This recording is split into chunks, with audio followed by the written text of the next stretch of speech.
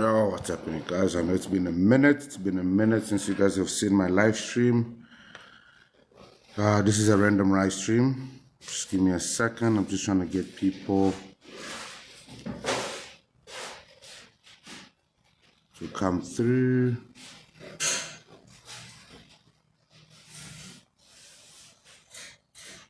How's everybody doing? It's been a while. It's been a while.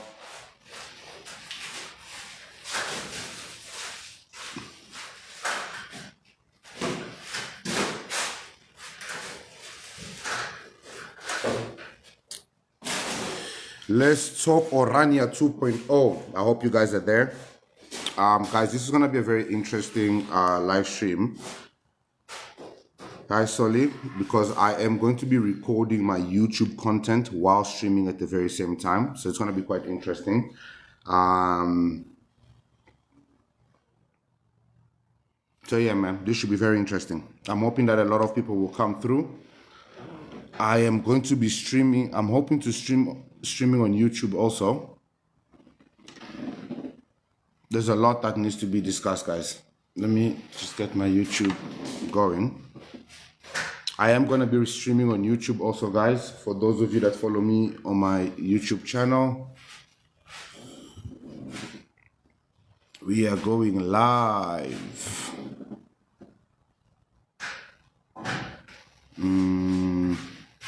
What does it do? Oh, that's flipping the camera. Orientation. Okay. What do we have here?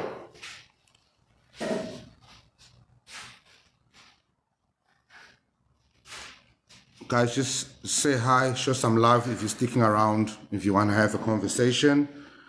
But otherwise, this is going to be a very interesting one. I'm just trying to get my YouTube going so that we are able to communicate with both sides of the platform. Let me just put this here. How's everybody's morning? I know it's Monday. I definitely know it's Monday because I got workers working.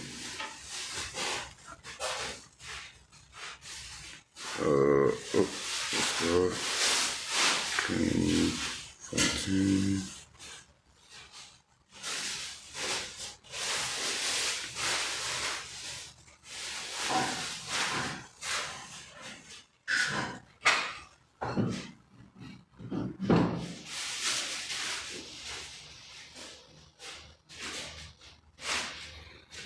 Welcome everybody, welcome. I hope you guys are not just passing by. You guys are actually gonna stick around for the live stream. We are also going live on YouTube. Description, South Africa is being taken over.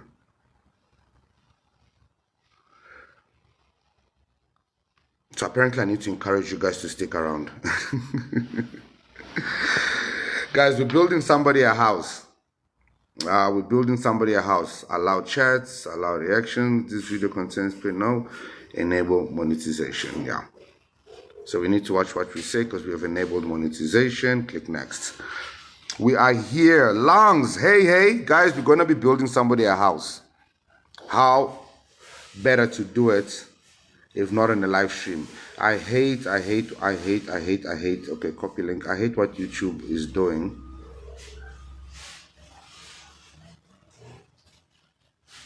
Okay.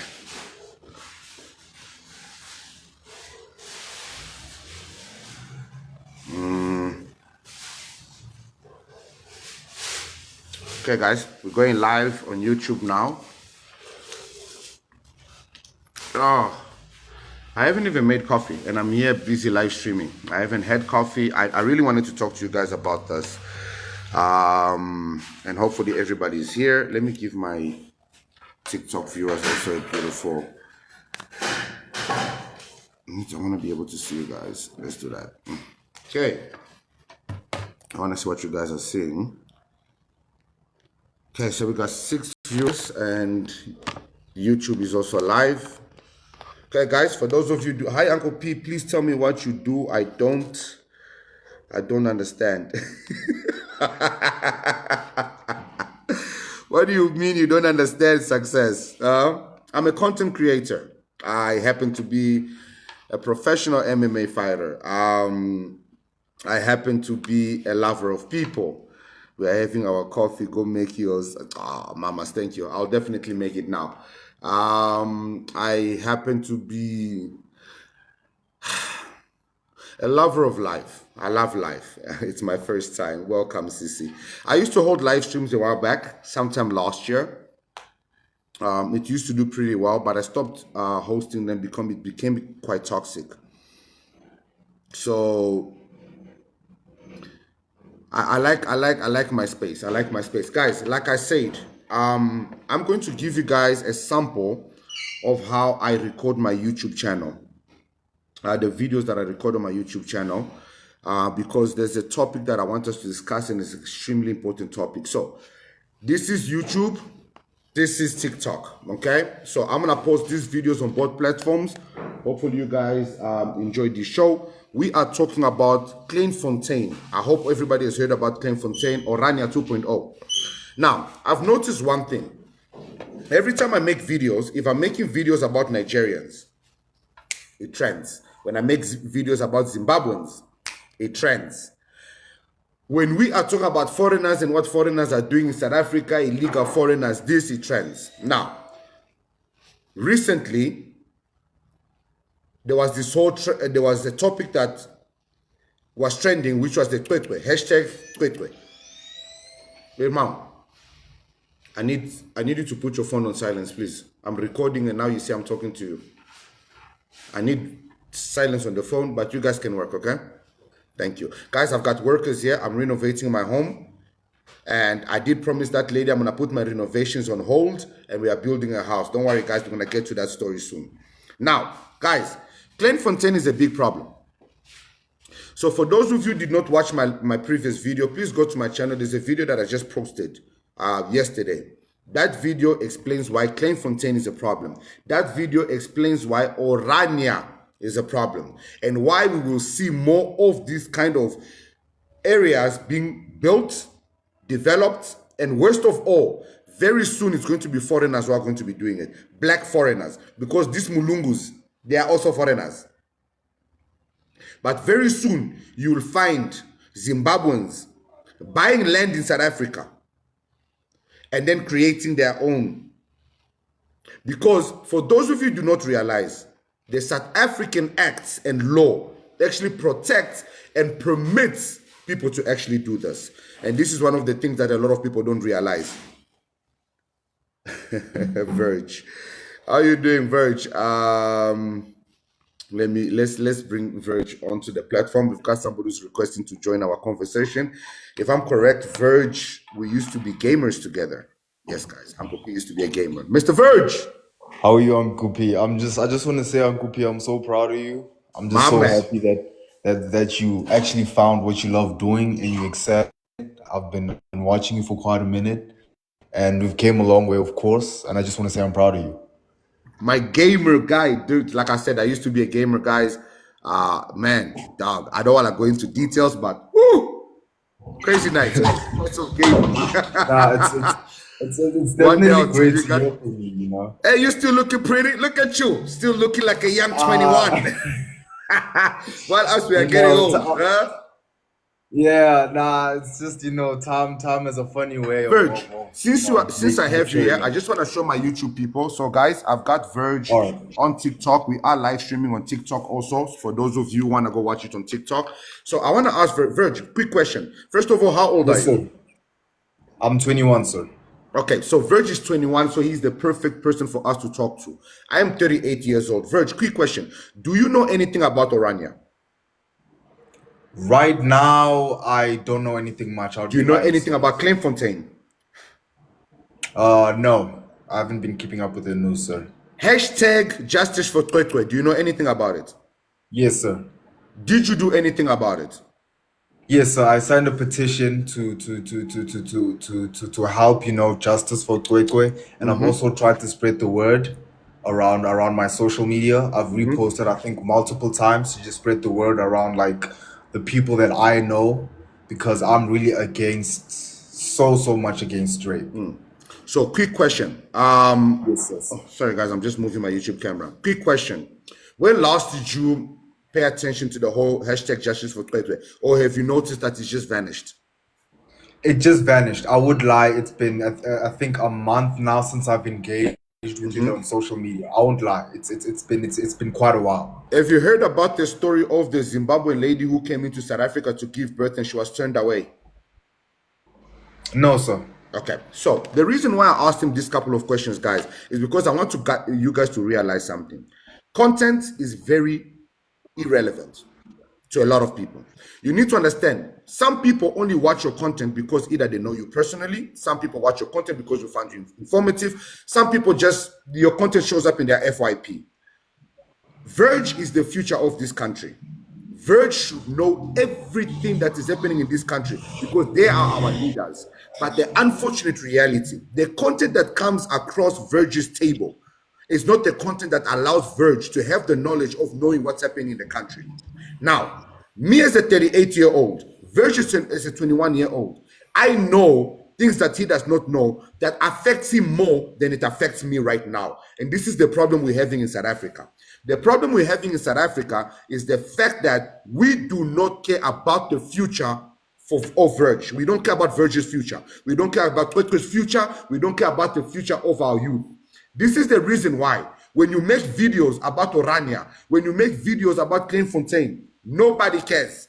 But the moment I start being toxic here and I start talking about green, white, and green, the moment I start cooking people, the moment I start telling people, hey, I'm a Zimbabweans, they're jumping the border, Z, left and right, everybody starts getting excited. Guys, these are distractions. Look at what's happening now. Now, Mini Gamini. Guys, Mini Gamini. Hybo, what are we doing? Mini Gamini is our focus now because somebody decided to say that Mini Gamini goes to the Cape Town fish market. Hey, man. My friends, listen. What are we doing? What are we doing? We are focusing on, guys, listen. Mini Gamini is a Hosh Karamaima. Mini Gamini is a it girl. Most of us here will not date Mini Gamini. We will never meet her. We will never get a chance to date her. Why do we care what her Hosh Karamaima smells like? Yeah. True. Guys, Twetwe was raped twice. Nobody's questioning why a 7-year-old was raped twice. Jocelyn Smith went missing. Nobody's asking any questions. Our communities are being analyzed. Our communities are dying every day. And we are here talking about Mini Gamini's perfume. Imagine. This is why I say, guys, one thing about us content creators, one thing, and I'm including myself, when that money starts rolling in, especially the YouTube money, because that money comes in on the 21st, you get notification. Yeah. By the time the 23rd is coming, chingy into the bank account, you start realizing that, I need to make more content that bring more viewers in order for me to make more money. Views. So we stay away from topics that don't trend. Right now, guys, there are a few videos. Now, obviously, I'm live streaming, so I will not be able to edit, but I'll be able to play these videos and for you guys to view. There's a few videos I want to play for everybody, and these videos have to do with Clairefontaine. Right now in Clairefontaine, guys, listen. Abalungu, they are building their own town, and they're excluding black people. Now, I want to be very specific to what I'm saying. Guys, they are not excluding black people. They are excluding black South Africans. Let's be very specific. Yeah. They are just marionating, excluding black people. So they say, all of us, I can promise you, Uncle P from Angola, if I go to Clairefontaine to go look for a gardening job, they will give it to me. They'll give it to you, definitely. The issue that black South Africans are not understanding, because you are not a South African citizen. You are actually a natural South African. This is your country. This is your land. You are the only one that can identify as South African without having to put black or white or Indian or anything in the beginning of South African. You can just say, I'm South African. Done. Immediately a person would believe you. Because why? You are black. Now, these imposters, I'm a criminals. They have to add something. Guys, take a white South African to Nigeria. Yeah. Without telling anyone anything. Ask them, where's this Mulungu from? They will say Europe. And they won't say from South Africa. Take a white South African to Angola, to Congo, to any country in Africa. When they see white, they see a European. They don't see an African. Therefore, that is something that you can never change. Cry me a river all you want. You cannot be South African if you are not. Now, people will come. What about Amakadas? What about Ama Indians? Hey, Baba, listen. I pick my fights now. I pick my fights. My colored people, love you all. My Indians, I love you all. I pick my fights like I said. So please, this one here. This one. It's between other. Let's not bring things we don't need to bring. Mesa Haibo. Hi, good morning, Uncle. Sorry, man, I'm rushing to work. Please come back to your evening slots. We missed you. I'm South African, I'm sure you can tell. I'm happy to see you on these pages after what Nigerians did to you. But wait. The fact that you have to confirm you're South African, I need you to say 60. 60. You are definitely one of us. We have to make a check because these days everyone is claiming. We have to double check. We have to double check. Everyone is claiming to be South African. Apparently, Uncle P is claiming also things. So we have to make sure. We have to make sure. No, you know what? I saw a very stupid take. Somebody that wrote on your post that she said you have followings. Listen, we always followed you up until Nigerians took down your post. And we want you back in the evening. We are coming. And all your friends are going to come back. Let me tell you that. We are coming. We're going to tell each other that our good uncle is back because you are a true epitome of assimilation. That's the country that welcomed you. You need to respect it. Straight. And as much as you were not a poor Angolan, but you understood the difference of what Angola could offer you and what it could never offer you. Hence, you respected this country. Straight. So we love you. We've always loved you. And moving forward, it is very simple to let people know that, listen, government doesn't own money. Yeah. Government takes money from us, taxpayers. I pay 45% of whatever I earn towards the government. Facts. And when you find people insulting South Africans, just like that Zimbabwean girl who wants a South African liver, why does she want a liver with HIV? That drinks savannah, that lives in a shack, that is lazy and uneducated. Our very own Zahara died without a liver transplant, even though she had liver failure, because there's a scarcity. But yet we have foreigners who can get medical treatment, give birth in South Africa, and then when something's wrong with their child, they can sue South Africa for 12.7 million. That moment, that issue they had came from their account. Mr. P, and now Uncle P, they are taking your taxes as well. Because you got to this country, you got yourself educated, you have kids, you are a professional, you are working, whether it's business or private, but you are still contributing because you want to make sure that, listen, your taxes contribute to the next child through social grants. Who's going to go to varsity and go and get NFSS? who has to go to public schools. And we have the best public schools in the country. If you look at the matric results last year, the highest, the top 40 was filled with black schools, rural schools. Where were the Ghanaians who have been here forever? Where were the Zambians who have been here forever? The Zimbabweans who have been here forever? Where were the Congolese? Where were the Nigerians? And then you get people pissing on South Africa saying we are 30%ers. But then their kids are studying here. You know what's my national concern?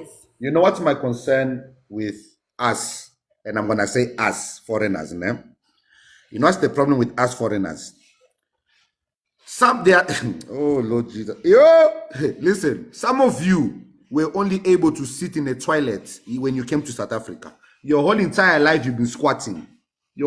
So to have the guts, where are you getting the guts, the stamina? You see, this is the problem when you used to suffering. When your legs are too strong from the squatting, when you are too used to hard labor, because your whole country is just hard. Even breathing is difficult. You come to a tender, soft, loving, and care country like South Africa. You start bullying people for being soft. How are South Africa supposed to be hard if their society and the economy does everything possible to make it tender and loving for them? The one thing that we are trying in our countries. Then we come to people who are tender and loving. We are calling them soft. Look at what has happened to our green, white, and green. Those big heads, they are coming from stress. Stress. You see, when you're stressing too much, just becomes big because of stress. You see this head. I was not born with this big head. My man, imagine at age 5 years old, and I can remember this, in Angola. We were sitting on a dinner table. There was not enough food. And a fight broke down on that table. A fight broke down on that table. How my father today is rich the way he's rich, God bless him, because I remember that fight. Guys, I have a scar on my thigh. That big. From that fight, I can remember because of hunger. And this is family fighting against family. There are some realities that people don't understand about countries. Guys, we have no hope. Our last president sat in presidency for 35 years. 35 years. Tinubu, right now, Tinubu is building a gym in his house because he wants to stay strong so he don't tire. So he stays in power forever. Yo, Uputi Africano. Guys, listen. I don't want to make this as a joke, but I'm telling you right now, our leaders do not have our best interest at heart. Our leaders do not have our best interest at heart. The only people that can create change, the only people that can change, it is us. Guys, imagine a country. Recently, we've been having some crazy rains in Joburg. I don't know about your guys' area. Crazy, crazy rain. It rained for like 3-4 days. That type of rain in Nigeria, in Angola, in Zimbabwe, in Nigeria, will flood the country. We have no sewages. We don't know where the water goes.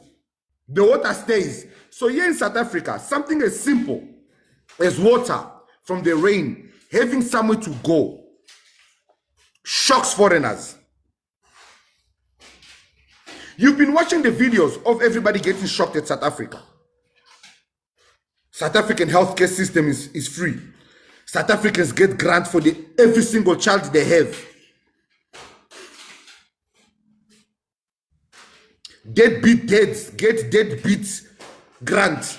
You guys didn't know that you can get a deadbeat grant. It's called going to prison.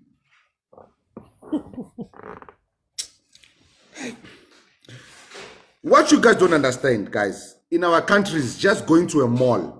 Like you see here in South Africa right now, if I decide to go to Eastgate Mall, I request a Uber, I go to Eastgate. Where in Angola are you requesting an Uber and going where? To go do what? Where are you going?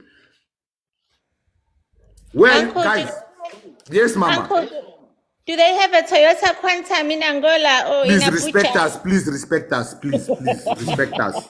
This is not about Angola. Respect us, please. And Abuja or Bulawayo, do they have a Mamas, Quantum? listen. You will suffer in Angola. There is no Uber Eats, Baba. Who are you Uber Eatering? Where are you? South Africans will not survive in our countries. Guys, listen. The problem that South Africans don't understand, we are coming from such hardship that we do not want to go back to it. And the unfortunate reality is not everybody's Uncle P. Some people will do anything to stay here. That means even unalive you. Already, we have a Jolofina pandemic because of the poverty the country is having. The ladies are preferring foreign men over South African men. That means that the babies are having their mixed breeds. You imagine a mixture that started with a South African and a Nigerian, and eventually that baby marries a Zimbabwean, and eventually that child marries a Mozambican, and eventually remarries a Nigerian, and now that person becomes the president of South Africa. Hey! What national anthem are we going to sing? What national anthem? My friend, listen. The national anthem currently already has 11 languages in it. Now imagine the add pidgin. The add pidgin in the national. You just described the Zamazama, Pilawen. The child will be a Zamazama, and the future offsprings will be a Zamazama. Have you ever met a Nigerian plumber, or a Nigerian house builder, or a Nigerian Tyler? My man, the day I meet a Nigerian cashier is the day I'm going to give a tip in a grocery store. Let's start there. Don't even take me where you are going. The day I meet a Nigerian cashier, because this is what I imagine a Nigerian cashier will sound like. It's working at Spa. Come. My God, why you not they take something that don't have barcode? Why you not they take something without barcode? Yeah. Assistant, guys, we cannot. They speak too loud. They are too violent. Guys, you see what you are not understanding? You cannot change the nature of people. And this is the one thing that South Africa is trying to do, is change the natures of people. Guys, you can't take a violent nature. If you could change the nature of people, wouldn't prison reinform these criminals? Let me ask you guys this question. How many prisoners do you know that went to jail? They've reinformed 100%, integrated themselves into society. Some of you will say, I know someone, but guys, we are talking in the broad spectrum. It's not 10 Zimbabweans that are walking into South Africa. It's not 10 Nigerians. It's not 5 Angolians. It is thousands of them that are walking in here. If you come to my neighborhood, I can guarantee you, if there is a South African helper, there's maybe less than 5. And I know this because one of them is my father's, the other one is mine. The other 3, I've met them walking up and down here. Every single helper and gardener is a foreigner. Why? They will accept anything to put food on the table. Why? Because back home, there is no option for food on the table. But now what really gets me, you know what really grinds me, that what really pisses me off? You are illegal in somebody's country. You are doing masipa, and then you are making noise about it. Why are you not quiet? Like, how are you illegal and at the same time making noise? Silence. I would think that if I'm somewhere that I was not supposed to be, that I would behave, that I would be a law-abiding citizen. Uncle P should be the one misbehaving. I should be the one misbehaving, not the illegal foreigners. You should be very quiet, very demure, very unknown. But yet, Mr. Mzala, Punjan boss. Hey, Uncle P. Ken, talk to me. I'm frustrated today. I decided to live stream. Nice to see you again, man. We've been missing you, eh? King, you know what, man? Live streaming is hectic, but I realized something.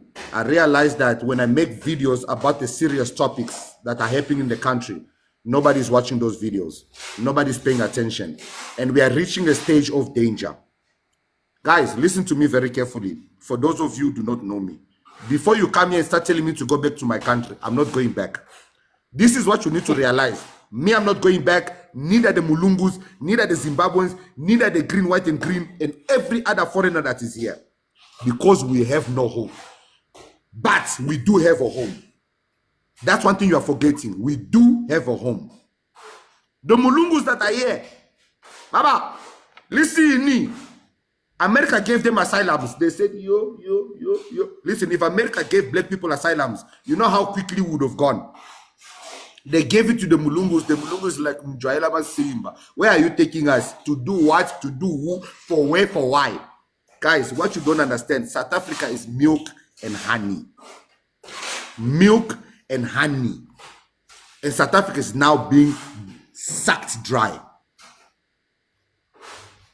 South Africa right now is being sucked dry. And the people that will feel the effect of this more than anyone is black South Africans. Because for some reason, everybody in South Africa, umnand, except black South Africans. Black South Africans are the only ones who are being excluded from everything. Because apparently you guys are from Ghana. Did you know that, Muzala? Hey, Uncle P. That's the thing. You see now, I think as South Africans, we should learn more to go to government website. At this point, government is sitting there and is busy trying to amend the constitution. And they said we must put submissions there. And there are submissions that are going to hurt foreign nationals. But then we'll be putting South African first.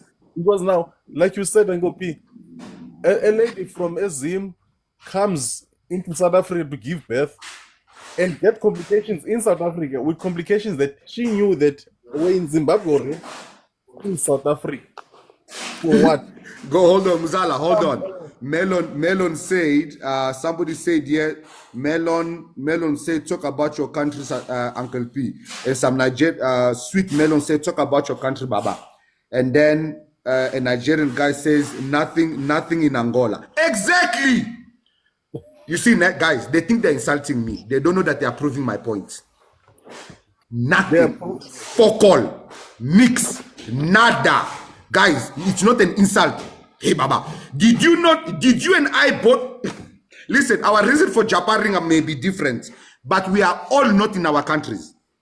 All I'm saying, before you piss off South Africans to an extent where they don't even care whether you are legal or illegal, whether you are naturalized or not, and they chase all of us, guys, hey, Baba, they will send all of us back.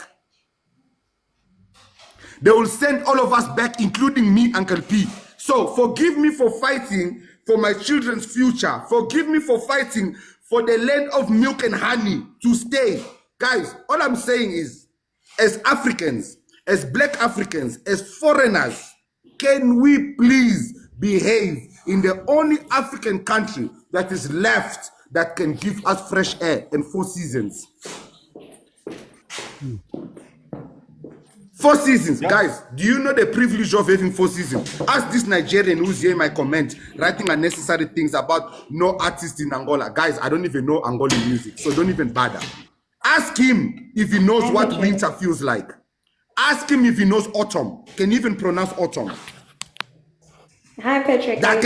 Guys, listen. Here in South Africa, you know when spring comes. You know when summer comes. You know when autumn. Baba, go ask an Angolian. When it's spring, he must give you the date. Hello. Do you know that we remember Valentine's Day just because of social media? Guys, we are too stressed, man. You can't remind Valentine's Day, Christmas. Go ask these people when it's Thanksgiving. Greetings. Tandonko, Sister Sam. Onjad. Welcome back, mamas. Hey, my friend. I don't know if you recall me, but we went to school together. But that's not the reason I'm here. It's my first time being in a live. But just the topic that you are having, one thing I can comment as a South African, at the end of the day, we are all foreigners in another country. For example, right now I'm based in Germany. I'm also a foreigner. The one thing that I do also as a foreigner is I respect the laws and the rules of the country.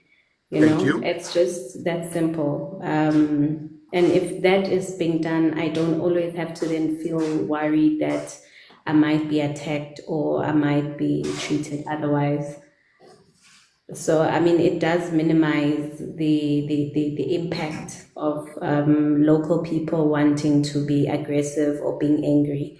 True, very true. Yeah, it's uncomfortable enough that foreigners are in, for example, me as a foreigner, I'm in this country that I'm in. Quick question. What are you currently doing in Germany? Country, but it's even worse if Tando? an offense is going to happen and it's going to be done by me as a foreigner. Tando, quick question. What are you doing in Germany? I'm working there. Okay. Did you went there strictly for work, right? Yeah. So how did you apply for the job? You applied in SA? Yes, I applied in SA. Okay, Tando, pause. Guys, did you hear Tando? Tando applied for that job in SA. Tando, I'm going to make assumptions and tell me if I'm wrong, okay?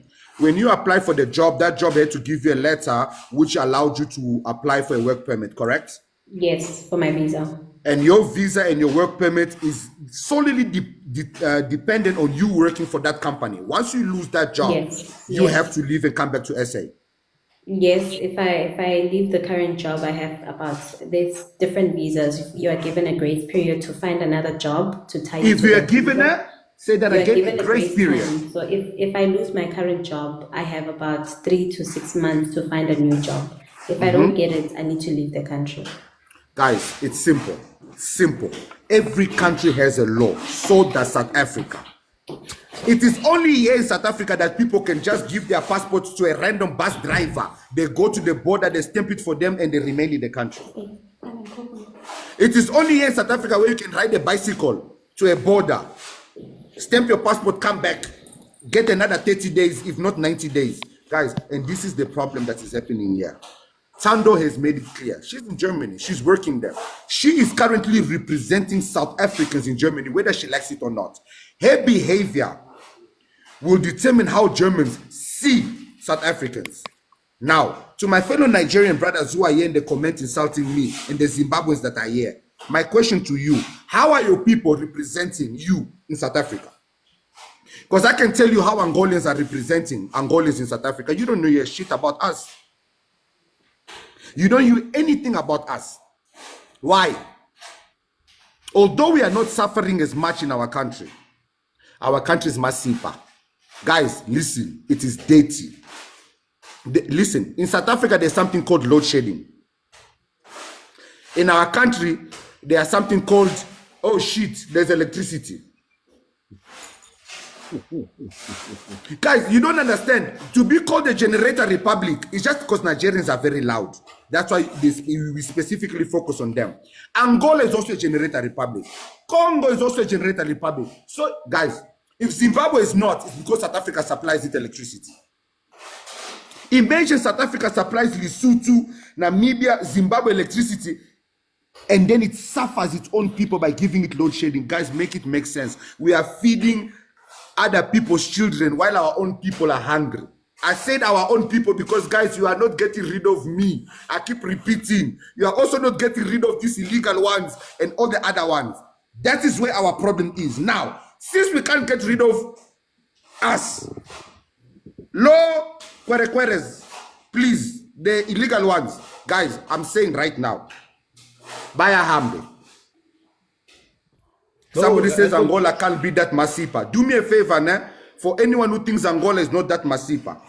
South Africans and Angolans, we have a good relationship. You only need to buy a ticket. Go. If you can survive, if there's a South African here who wants to take this challenge, and you can survive 1 month in Angola, and I'm not even saying go to the village, because you might not survive 24 hours, because our witches are not like the Limpopo witches. Ours are very active. Very, very active. Our witches, they don't just function at night. They work even during the day. Hey! Listen, so don't go to the village. Oh, my country.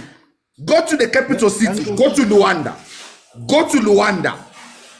The moment that aeroplane, and don't use SAA, please, guys, do not use SAA. Use our airline. If you think taking a South African taxi is risky, when they tell you to hold the aeroplane door so it doesn't open during flight, yeah, but first, this is you know what? Nah, I need coffee because you guys are stressing me out, guys. I'm telling you right now, just the aeroplane ride alone. First of all, the flight to Angola was supposed to be 3 hours, something like that, to 4 hours. You will make that flight in 1 hour and 30 minutes. Because you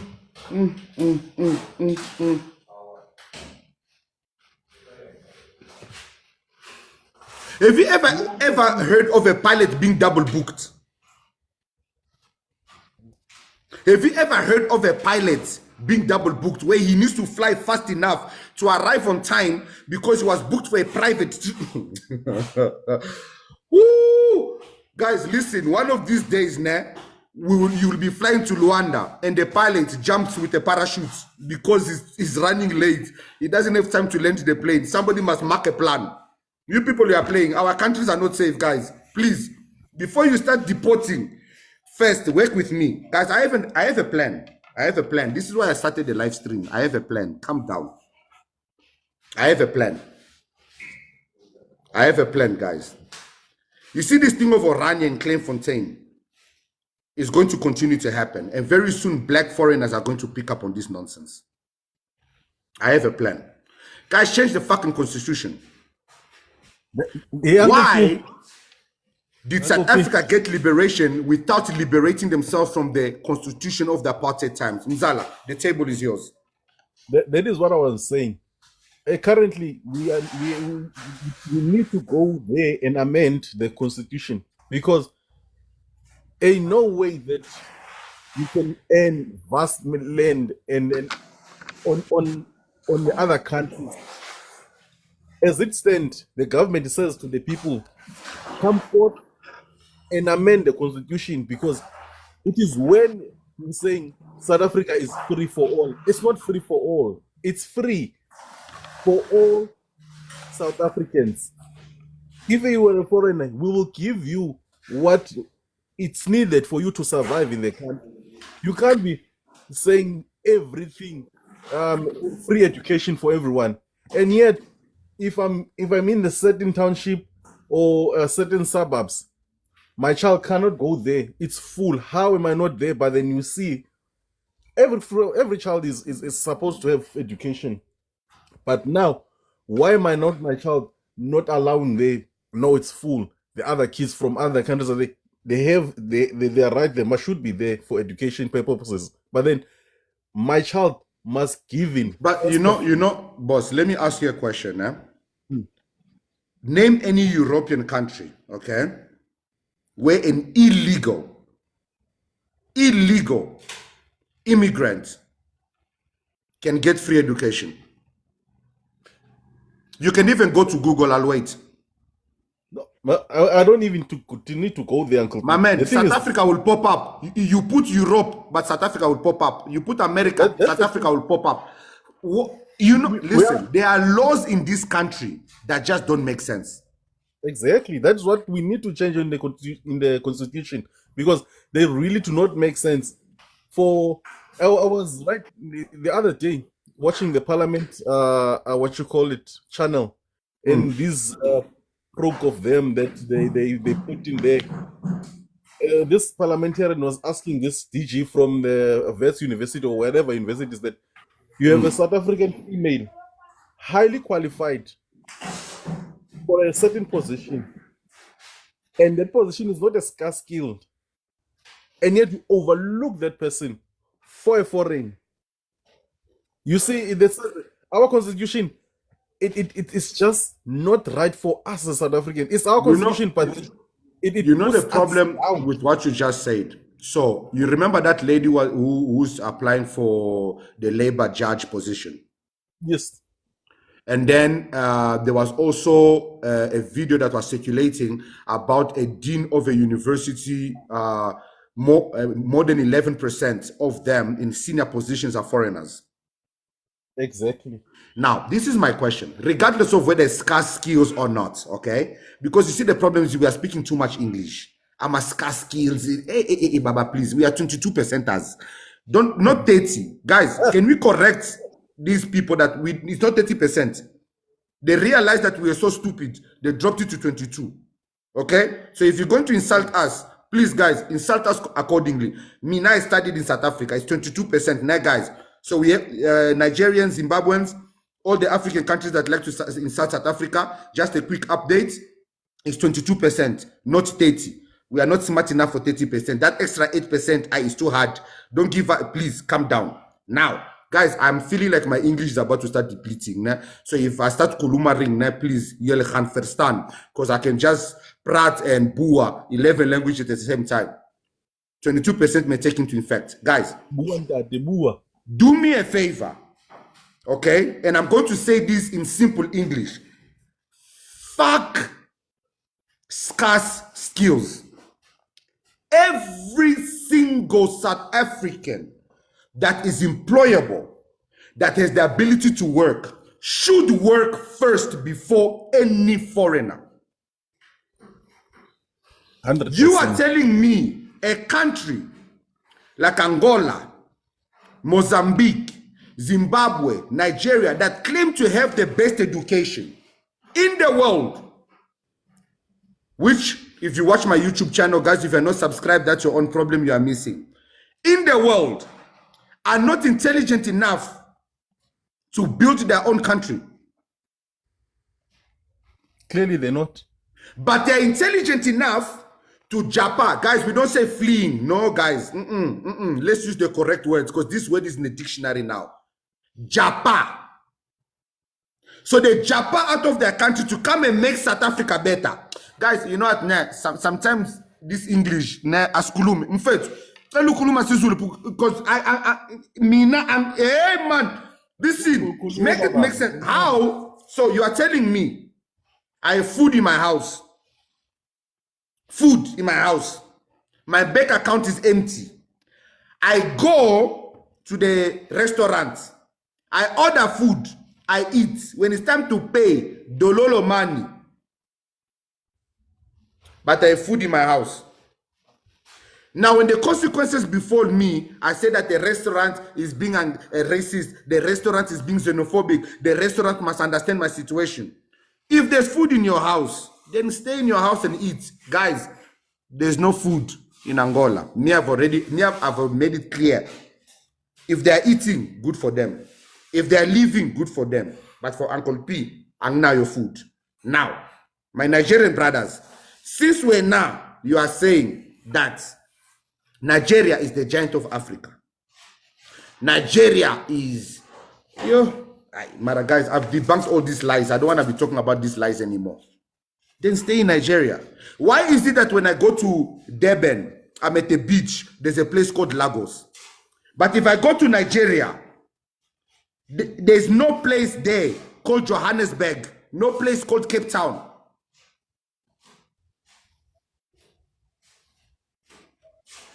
We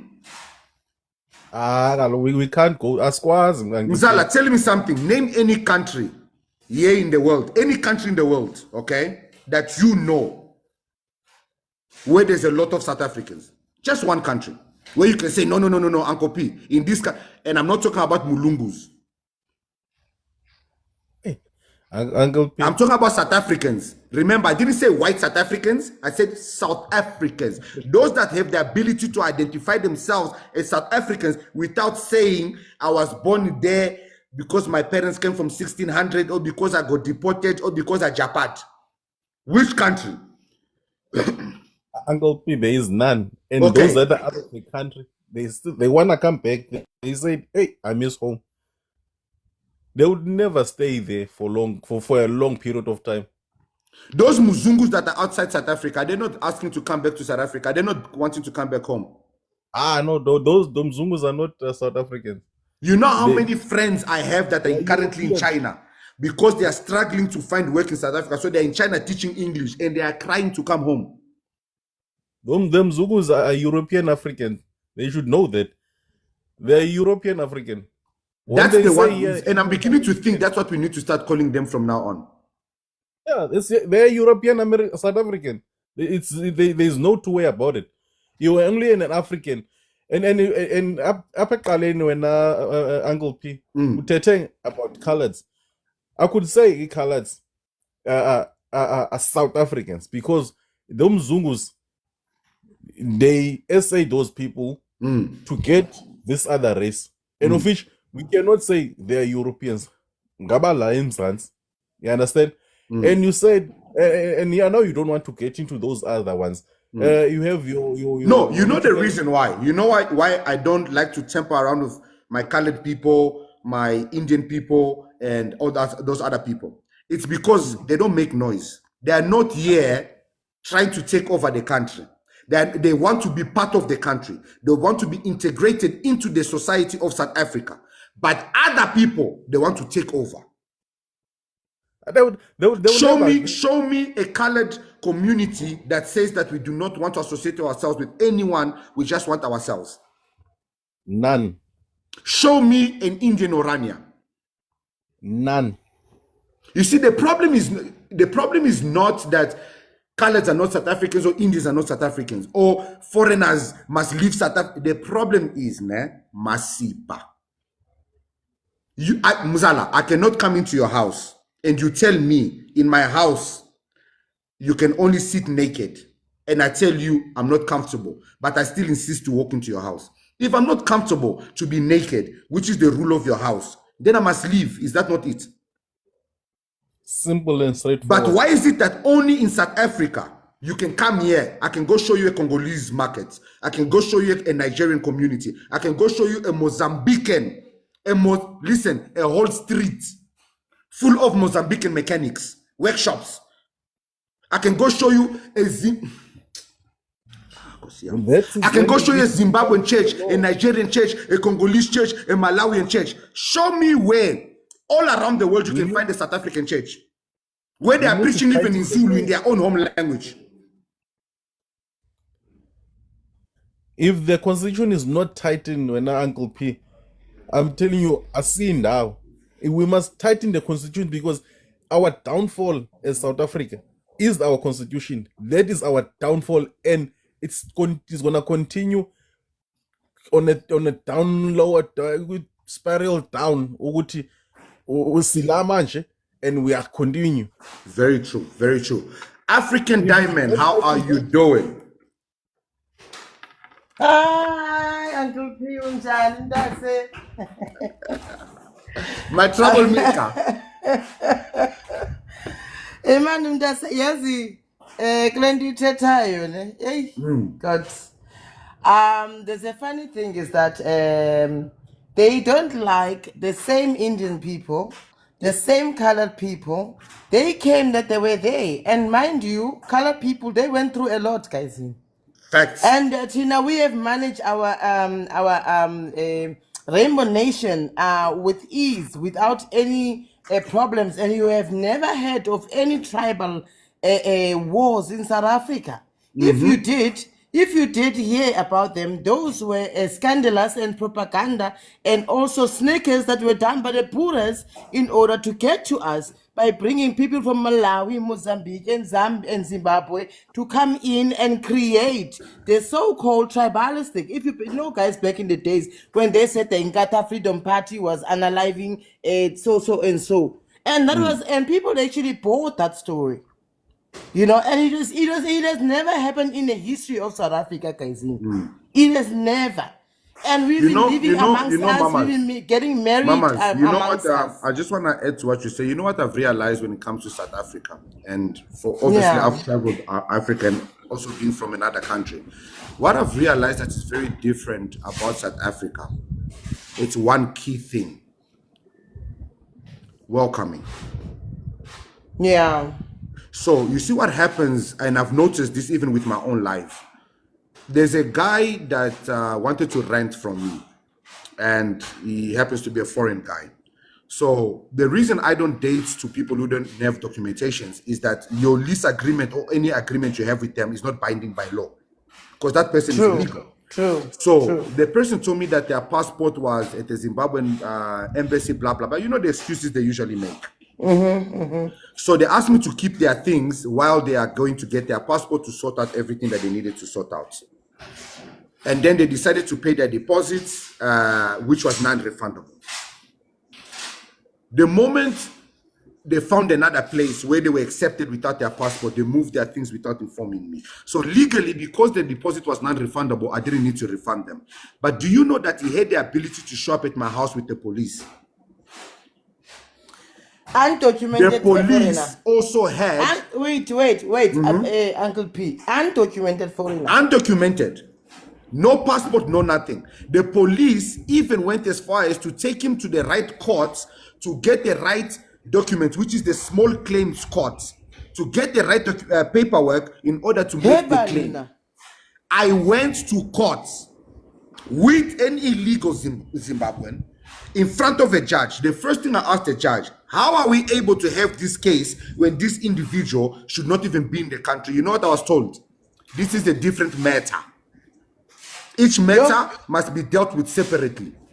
And this is the problem with South Africa. South Africa is so welcoming that they look at your situation that constitution first rather than needs who to be you are. amended with immediate effect. Imagine if that person that was going to court what was a murderer. Mzala said, yes. What Imagine Mzala if it was a said criminal. about We us, don't know. you know what Mzala said about us visiting the government websites? Guys, we need to normalize doing that. I do that a lot because I live overseas. So I'm always online checking things out because I only go back to South Africa once every year. You understand? So everything that needs paperwork, or maybe before I come home, I don't need to get stuck with certain paperwork. So I start the process online, and where do I go? South African websites, and I end up sometimes going on our legislations, on our laws, and then I end up reading the whole constitution. Actually, I didn't read all of it. It's how many pages? Oh my God! At some point I didn't even understand. I didn't understand it. I could not understand it. Why would you say that South Africa belongs to all that lives in it? Why can't you say that South Africa belongs to all South Africans? Okay, but let's say that South Africa does become a South African, then he's a South African. But then before him, even though he's not a foreigner, got an ID, but before him, there's other South indigenous South Africans need to look out for, and they need to get jobs first. Why is it that when we come to South Africa, it's the only country we talk about indigenous, the real South Africans, the Khoisan? Go to Angola. You see Nigeria right now, the reason why it is the way it is. Uncle P, don't tell me. Let me tell you a story quickly, a small one. Go for it. The Khoisan.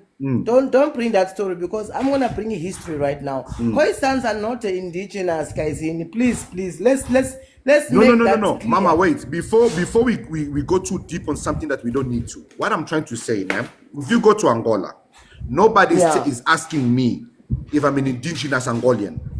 We don't even have this type of talk. What people don't understand. Okay, let's go to basics. Okay, let's go back. Let's take a few steps back. Okay. Yeah. Which other country has held the BRICS summit?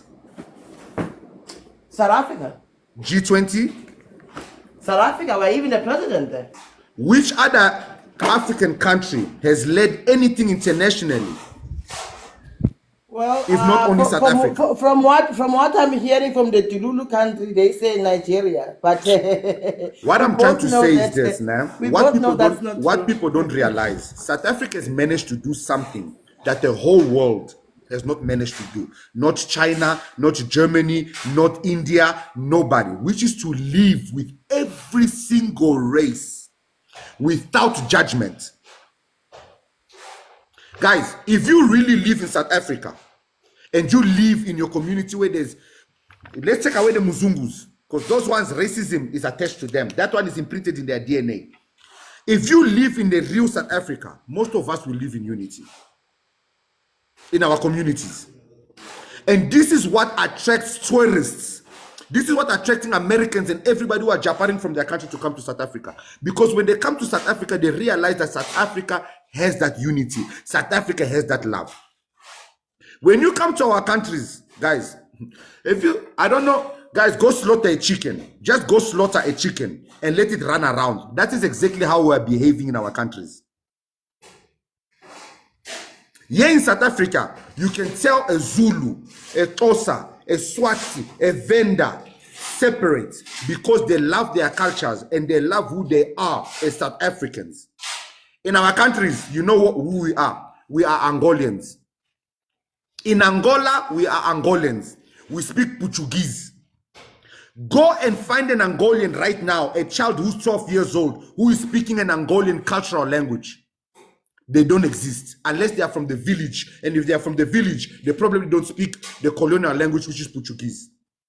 South Africa is the only country that has been able to manage to still be able to live with their colonizers, speak their colonial language.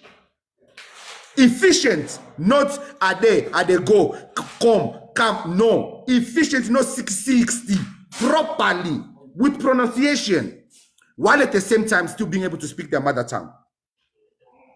Something as basic as your culture, we have lost that. Nigerians can brag about having 500 languages and over 300 cultures. How many of them are practicing those cultures and speaking those languages? How many of them, their children, are speaking those languages and practicing those cultures? Our cultures and our languages are dying. South Africa is like a golden goose. The only country left that is preserved. Listen, I'm speaking about South Africa because I live here. And I research about other countries and I see how they are dying and how badly they are fighting to preserve their countries, like Burkina Faso right now, Niger, Senegal, Ghana. Not this green and white and green who come here and just make noise while their whole dream, the moment they come out of their mother's womb, is just to enter South Africa. I saw a video of a Nigerian woman giving birth. The child came out of the womb. Instead of going, yeah, it went, South Africa.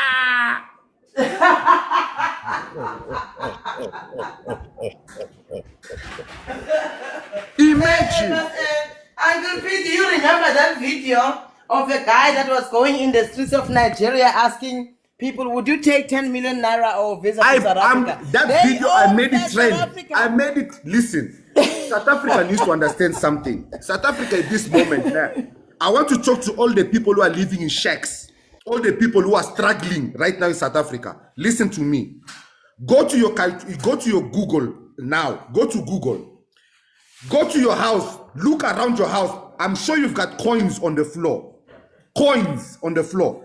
I guarantee you the amount of coins you are going to pick up on the floor in your house is equivalent to rent in Nigeria for the whole year. If you don't believe me, we are going to Google it together. In Nigeria, right now in my pocket. My brother, even Sissy. the pensioners and the in Nigeria, a pensioner gets 5 rand. Guys, you see this note? They want to make noise. You see this note? This is 5 pensioners. Payment for 5 pensioners. Guys, you see this? No, 350. Could be 350. You see the 350 they like to insult us with. Sorry, guys, I have a little bit more money. I was supposed to behave poor. I don't know why I have so much money. Sorry, guys, I'm broke, nah? Bear with me. I'm broke. Don't let this money fool you. 300. Guys, go to your Google account. Google how much is 300 rand. I've got 3, 4, 520. 520 rand in Naira. Give me a second. 520 rands in Naira. Guys, listen. You guys, you need to respect me. Especially Nigerian women. I have the kind of wealth that you desire from men. I have 45,000, guys. 45,535 naira. So imagine a Nigerian carrying this currency in naira and putting it in his pocket. It will not fit. And this year is not even grocery for the whole month. Imagine having 45,535 naira and you can't even buy groceries for the whole month, and you have the audacity to come and insult people here that they are uneducated. A wheelbarrow capacity of money, and you can't feed a family. Njalama Simba. Guys, you need to understand our cries are different. When Nigerians are crying for the price of Gari was 50 cents and it became 75 cents. They cried. That's what you guys are not understanding. Their cries are different. We are crying about economic transformation. We are crying about Twetwe, our children not being raped. We are crying about our hospitals, our services not being abused. They are crying for an increase of 25 cents. An increase. Guys, listen, when I'm telling you our fights are not the same. Our fights, listen, guys, you see this money right now. If I send this to any Nigerian in Nigeria right now, any Zimbabwean in Zimbabwe right now, any Angolan in Angola right now, they will believe that Jesus is coming back tomorrow.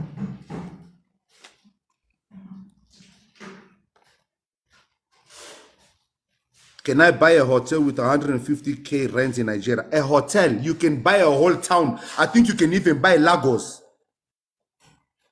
150K, you can buy Lagos.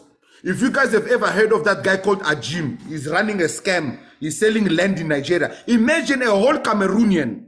He's not selling land in his own Cameroon, but he's selling land in Nigeria.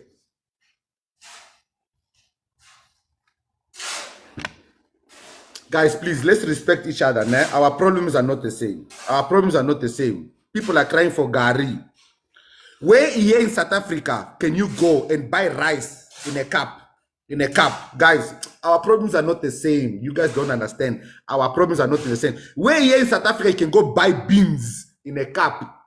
Buy pap in a cup. Our pap comes sealed. Give me a second. Let me go to my kitchen. Guys, listen. Here in South Africa, if you buy a 50 kg rice, the level of poverty you are portraying is difficult.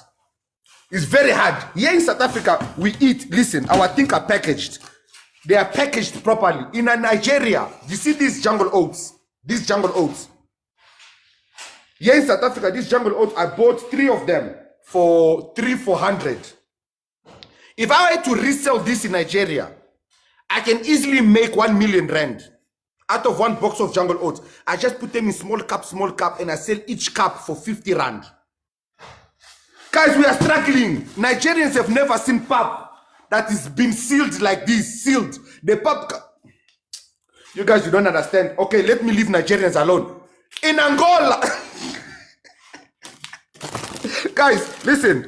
My father comes to South Africa. He travels to South Africa. You know what he comes to do here? He comes to run his businesses. Part of his business is to buy rice, basmati. They can't eat anything, guys. They made a mistake. They started eating basmati in South Africa. Now when they go to Angola, they can't eat the Angolan rice anymore. Guys, people are not going back to their country. The moment they taste the joy and the flavor of South Africa, it's done. Guys, basmati, you don't have to rinse it. You know how many times you have to rinse our rice in our country? You have to take it to the river and let the river flow through your rice. Just so for the yeast. Guys, and you have to, and the prayers, you have to pray on top of it. You guys, you don't understand the suffering we are going. Guys, I'm buying garlic. Garlic, you buy it, you go, you buy garlic. Guys, in our country, you have to pray for garlic. You have to worship for garlic. Like Oh my God. Guys, I'm buying chili in the bottle. You. Go ask these Nigerians if they know what this is. If they know what this is, this. Noodles. Go ask them. Go ask them if they know what this is. Because they always talk about rice. If they know what pasta is, guys, to eat pasta. In Nigeria, when you buy pasta, you have to grind it. Because when you eat it this long, it won't feed the whole family. You must break it into million pieces. So it caters for everyone. Guys, listen, our poverty are not the same. Uncle P, please, I want to understand, why does Ramaphosa want us to do business with Nigerians? Because it benefits them. Does he want? What does he want? He said he wants them in our shelves. Which because it benefits them. It doesn't benefit South Africans. Please do me a favor, guys. You know what? Nah, I know that Uncle P comes here and he talks too much, and people are like, Uncle P, you're talking nonsense. Okay, guys, I want to test if I'm talking nonsense. Right now, we're on live stream. Okay, no matter, you must not be in South Africa. I'm calling to all my Nigerian brothers, Congolese, all my African brothers around Africa. I want to give you guys one test to prove that I'm talking Masifa. Do you know what this is? Do you know what this is? This is a double Big Mac. I challenge any African, you and me, we will both go to McDonald's. You in whatever country you are, me I'm in South Africa, we will both walk. Let's who arrives to McDonald's first. Your country doesn't have McDonald's. You can't walk. And if it has one, you must take an aeroplane or a helicopter to arrive there in 5 hours. Guys, go to Google and Google how many McDonald's are there in Angola and then come back. Go. There's only KFC and there's one in the whole capital city of Luanda. Okay, Wheezy, you are here. Come to the camera. Switch on your camera. You are saying that I'm lying. Switch on your camera. Walk out of your house and go to McDonald's. I'll walk out of my house also and go to McDonald's. McDonald's is, Baba, we have signs. It will even tell you 5 kilometers, KFC. I will, listen, guys, only request to be added if you can walk to McDonald's. Don't come here and embarrass your country. Please, if there's an Angolan here, please don't come. I know we don't have McDonald's. When I talk about KFC, then you can come. So McDonald's is the standard measure a country. You see, you are naive. Guys, you see when somebody is stupid, when somebody has no sense, they don't understand when you're using, when you're setting up an example. It's not about McDonald's. It's about the economy. It's about the fact that South Africa, you in Nigeria, can you go to 4 malls in one day? That's if you even have 4 malls. I can tell you in Angola, there was a Nigerian lady here who did a video. From 9 a.m. she was at the airport. She arrived at the house 10 p.m. because of traffic. Same thing in Angola. You arrive at the airport 1 p.m. You arrive in your house 3 days later. In our countries, we don't have potholes. We have holes. Holes. In fact, you know what? We don't even have streets.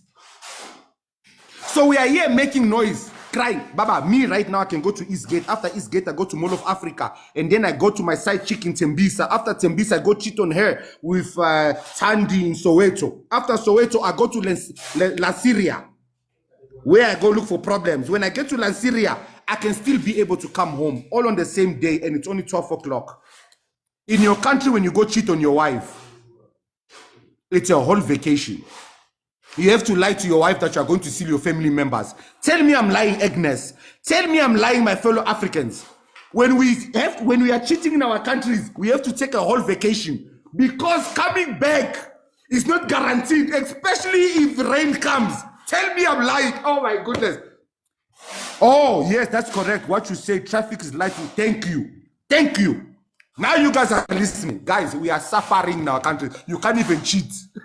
That's why you see these niggas be cheating a lot in South Africa. Because movement na swift. Yo! South Africans, please appreciate your country. You see that little pothole now. Next time you see a pothole, get out of your car, just say, all right, stand Sam. All right, stand Sam. Yeah, just tap the pothole, say, all right, my baby. We're now all right. Guys, we have holes big enough for a whole 18-wheeler truck to sink. Hey, imagine an 18-wheeler truck is stuck. You call that a pothole? Okay. Let's keep pretending like our countries have a future.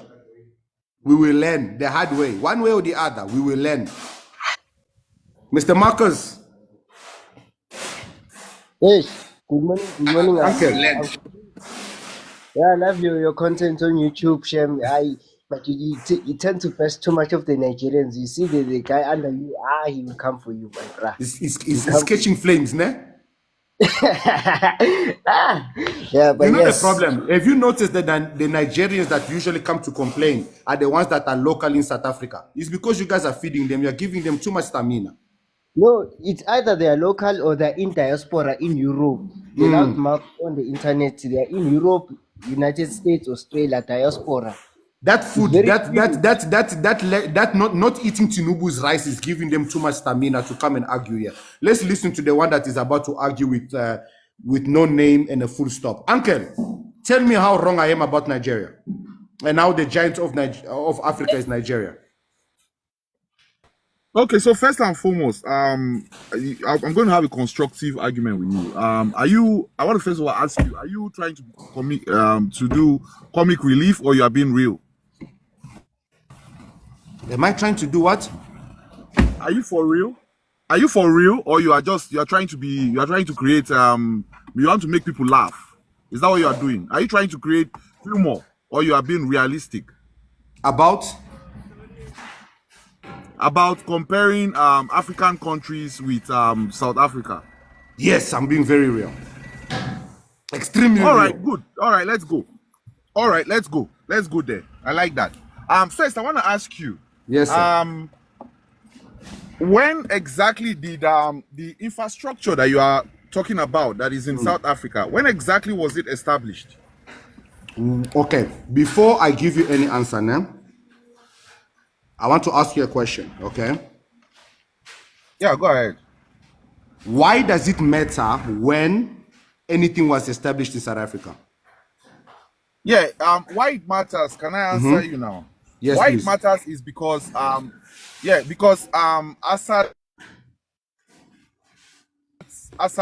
the 17th, I think 1760 or 1765.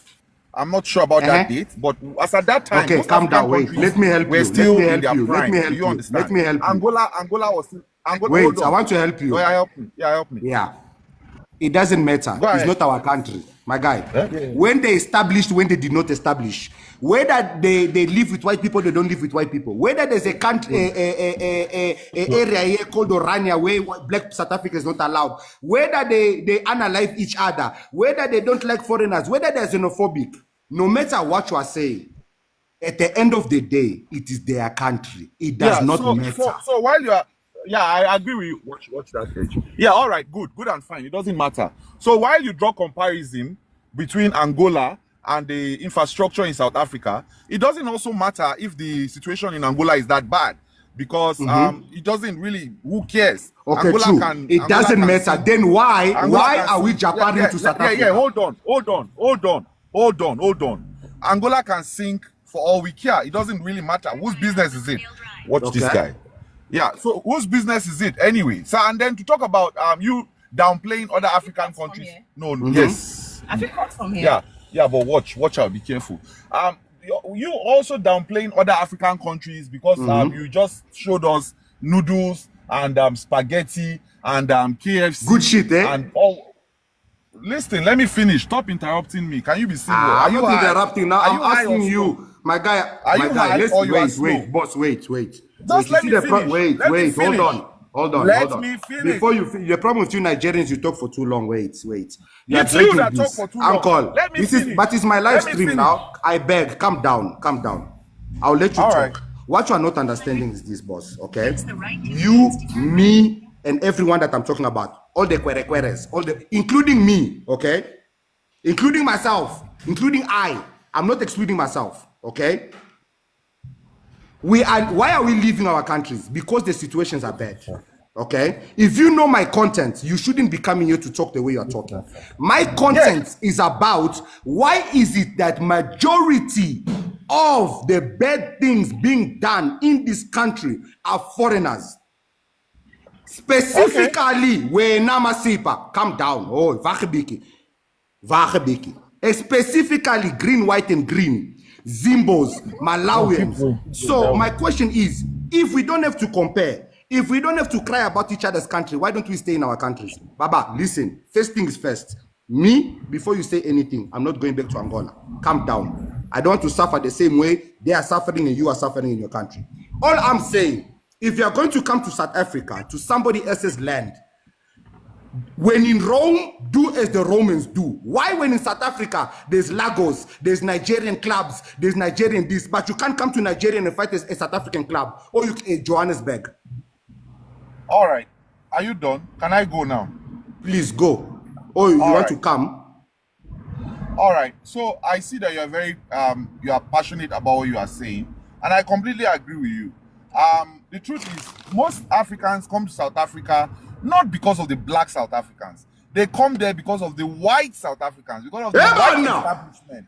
Hey, Stop interrupting me. Whoa. Are you a fool? Are you a fool? Why yes, I'm a fool now. I'm a fool you look like allowing one. you to say these foolish things you are saying. Yeah. You come here for who? My guy, this is why I want to collect those whites and send them to America. Maybe we should send them to Nigeria. You come here for who? Can you name any Nigerian that works for a white person? Stop fooling yourself. Stop my making guy, fun of wait. yourself. Show me any Nigerian that is doing gardening for a white person. You look like you smoke so much marijuana that you have lost. My guy, calm down. Did your father the one who gave me the marijuana I'm smoking? Is it your father who gave me that marijuana that I'm smoking? It's not your father. It is my own marijuana that I'm smoking. Guys, you see these guys. Show me a Nigerian that is working for a white company in South Africa. So my brother now he admitted on live that they actually licked the Mzungu's ass. You see? Yo. Did anyone if they come here for the Mulungus, why did they take the Mulungus out of their own country? Did anyone record? Please, did anyone record? No, don't worry. The live stream is being recorded. I'm going to say this. Guys, he just admitted they come to South Africa for white people, but yet they laugh at white South Africans about Orania, Clairefontaine. But he's here, he's saying that they come to South Africa for the Mulungus. So they want Mulungus in their country. Guys, we don't have a problem. The Rupit have already bought their biggest cane manufacturing company. So I can guarantee you, Black South Africa has no problem to ship white South Africans to Nigeria. We will ship them for free. We will even walk them to the border together and sing Kumbaya, my Lord. Take them.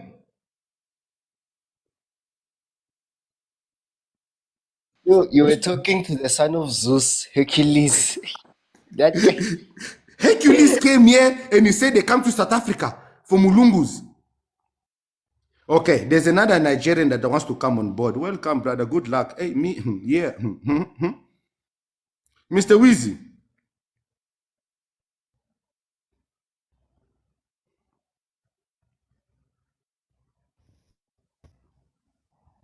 How are you? How are you doing, sir? Uncle P, good to have you. I see you are Nigerian, UK, and South Africa. Very proud.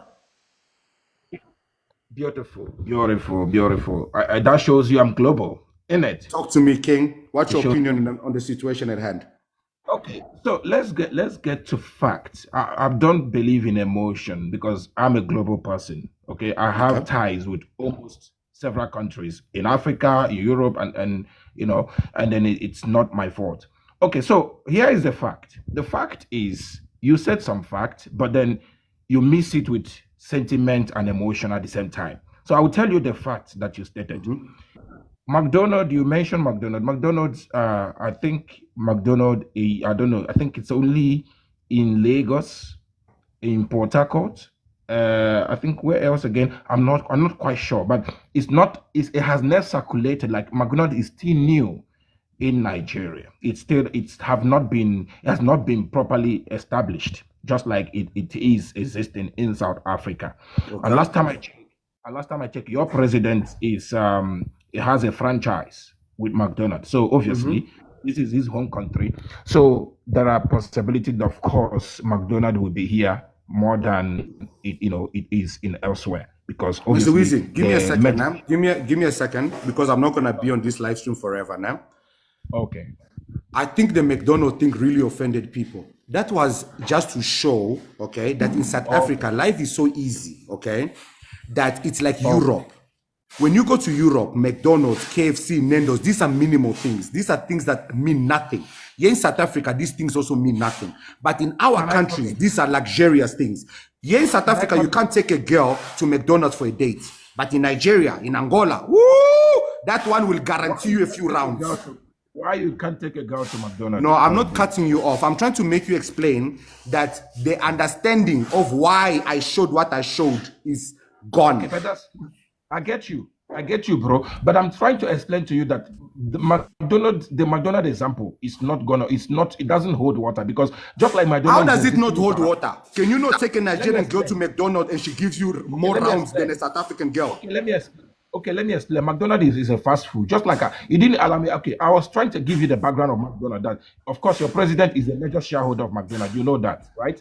You know. So, and because he's a major shareholder, it should be domiciled. It should be domiciled in SA. Now, when you come to fast food, Nigeria, Angola, and those countries you mentioned have their own domiciled fast food that is not also in existence in South Africa. I don't Mr. know if Weezy, you missed the point. You missed the point. What country are you in currently? What's your point? No, go ahead. Okay, I'm gonna make it very short so you get it. What country are you in currently? I'm in the UK right now. You are? Currently in the UK. You're in the UK. Okay, so the UK is a specific type of a lifestyle. Like they like to drink their tea, very posh, you know. They've got that breakfast thing that they got going, right? Yeah, which is all To over them, everywhere. hold on. To them, that is nothing. It means absolutely nothing, right? I don't understand what you mean. What I mean is that the way they drink their morning tea, they eat their morning breakfast, which is part of their culture. To them, that is just standard, correct? Yeah, that's their culture. Yeah, that's their Yes. culture. Yes. So eating McDonald's in Nigeria, is that standard? It's not even. It's still new, so it cannot be standard. Yes. So that means it's luxurious, correct? No, it doesn't make it a luxurious because we don't know much about it. Many Nigerians don't know. Yes. You are making my point. Exactly, but I'm telling you, there are other ones that we're eating that is not luxurious. Also, for example, Mr. Biggs is not. It doesn't exist in South Africa. Is that so Mr. Biggs? Pigs. Mr. Pigs. Do you have Mr. Biggs in South Africa? Wait, did you say Mr. Biggs? Yes, Mr. Biggs. Do you have Pigs, as in pigs, as in pigs, vark. Mr. Biggs, B-I-G, B-I-G. Oh, Biggs, hey, my guy, you almost scared me. Yo! Mr. Biggs, do you know it? Because I know No, that you guys are eating sporty. I know you guys eat sporty, so I'm worried that, hey. B-I-G, B-I-G, B for Okay, ball. so what does Mr. Biggs sell? Does he exist in South Africa? No, wait, what does Mr. Biggs sell? It's the same thing McDonald's sells. It sells everything McDonald's sells. So it's the bootleg version of McDonald's. The what? The bootleg version of McDonald's.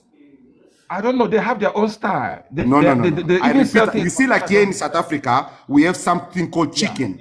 We have Chicken Licken, we have KFC, we have different franchises. We have fish and chips, even other ones that other people like Lion, which failed, okay? Yeah. Just because you have created your own version of the original doesn't mean that you are not desiring the original. Mr. Weezy, what you are missing, this is not about McDonald's. I know McDonald's is making you hungry and it got you catching feelings. It's not about McDonald's. This is about me showing that the economy of South Africa is equivalent to European and American economy. Therefore, I disagree with you. You disagree that the economy in South Africa is not like the European economy? That's not a fact. Can I give you a fact? Give me a fact. You can go to Google. In 2015, Nigeria was the biggest economy in Africa. Go where? Go to Google and type on your Google or Bureau of Statistics. You are sending me to Google. Okay, what am I typing? Wait. Hold on, Mama. Wait, what am I typing? Google in 2014. What year are we in? What year are we in? I'm coming. Where are you coming? You are always coming. You see, this is the problem with you Nigerians. You are always coming. You are ruining our sisters. Come quickly. Why are you taking so long to come? You are always coming. I'm coming. You never arrive. My guy, we are in 2025. Why are you telling me to go to 2015? Who's living in 2015? Okay. Let's talk about current. Okay, fine. Sorry for mentioning past. Okay, since you don't, because you can't talk about future without the past. It is a person's past. You can know how his future is. But my guy, your past used to be the giant, but look at the poverty you are suffering now. So what are you trying to tell me? Okay, let's talk about the current, my brother. Let's talk current. Tinubu is building a gym in his house for what? Yeah, let's talk about fat now. Let's talk about why is Tinubu building a gym in his house? Wait, bro. We are talking about current. Yeah, that's what I'm trying to tell you. Is there no hunger in Nigeria right now? Statistically, bro. Statistically, 187 million Nigerians are suffering of dire hunger. We can Google that. That's 2025 stats. You know, I started by saying, let's stick with fact. But you are missing fact with emotion and sentiment. But that is fact. The fact is 187 million Nigerian children are dying of hunger. I get what you're doing. You try to, I know what you're doing. I understand the game. But I'm all about facts. I'm not here to throw tantrum. But Google it, my man. You said I must Google 2015. Me, I'm saying Google 2025. 187 million Nigerian children are dying of hunger. Please Google it. Uncle P, you're not ready for conversation. You know, I agree with you. I can't have a conversation with somebody who does not understand sense or logic. Okay, what is the logic here is? Are there South Africa? Is there more? Wait, Weezy. One last question, and I'll let you speak. Okay. Okay, talk. I'm listening. Talk. When you are there? Yeah. And I'm gonna give you a specific figure. Right. Is there more than 10,000 South Africans in Nigeria currently? Why should there be more than that if in the first place? Give me a reason why there should be. Okay, thank you very much for that answer. Let me ask you something. Are there more than 200? Wait, I'm giving you the answer as a question. Are there more than 200,000? No, sorry. Are there more than 500,000 Nigerians in South Africa? Statistically, or what you think? Are you giving me statistics? I'm giving statistics because I know that is the number. Where did you get the statistics so that I can verify I can fact Please check you? Use your Google. Like, isn't you like using Google? Use your Google. Okay, so we'll wait. Take your time. Okay. I have fiber. I'm not using data.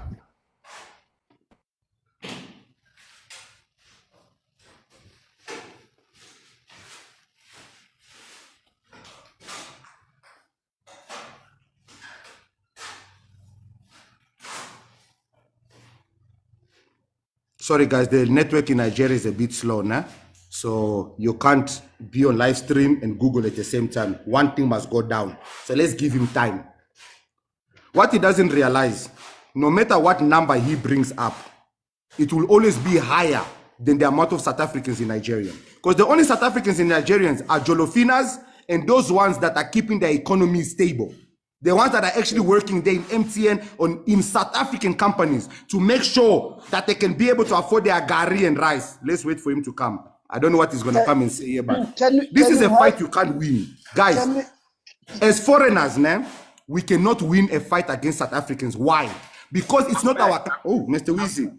Hi, sorry, we were talking about we were talking about chicken feet. Okay, so according to Google, you referred me to Google. According to Google, yes, Google says 24,000 Nigerians in South Africa. Okay, fine, no problem. 24,000 Nigerians, nah? Okay, can you find me 24,000 South Africans in Nigeria? Why should there be 24,000 South Africans? So why should there be 24,000 Nigerians in South Africa? Answer you. You're not giving me time to answer. You asked me a question. I'm also asking you, why should there be 24,000 Nigerians in South Africa? You know that there's only 24,000 Nigerians in Sunnyside alone.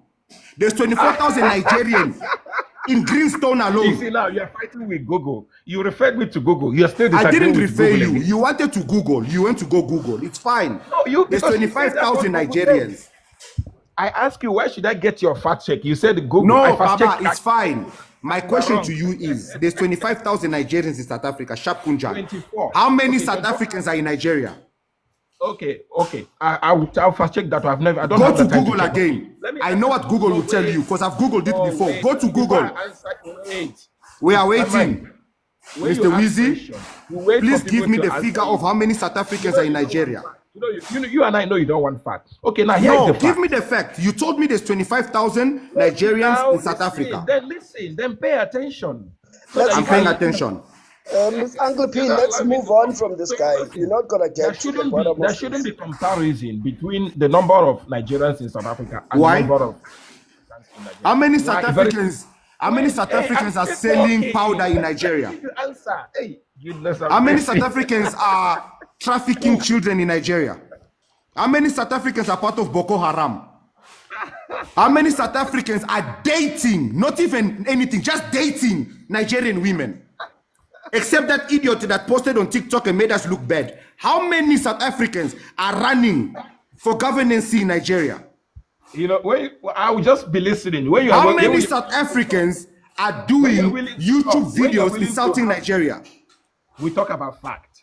Bro, when you're willing to have fat, we talk It's about okay, fat. boss. It's okay, boss. You are in the UK. Please calm down. You are not even in Nigeria. Enjoying the UK. You and I both know you are in the UK illegally. You and I both know you are not doing anything in the UK that gives you anything. That's why you are connected to the world. South Africans don't need to be connected to the world. They only need to be connected to South Africa. It is only you that needs to be connected to the world because the world needs you. But Nigeria is crying for hunger, but you are not going to Nigeria. Nigeria is bleeding, but you are not able to even buy bandage. Do you know what is a bandage? Yes, you do, because you are in the UK. I'll just let... Guys. Yes. Host, Ukolo speaking. How are you? Talk to me, King. Yes. You know these people, they come up and make up lies. Even on Google, this gentleman just said there are 24,000 Nigerians in South Africa. Google doesn't say that. Google says officially there is more than 500,000. Yes. You know why he didn't want to? You know why he avoided that? I knew he was gonna come with a 25,000 number. You know why I didn't care?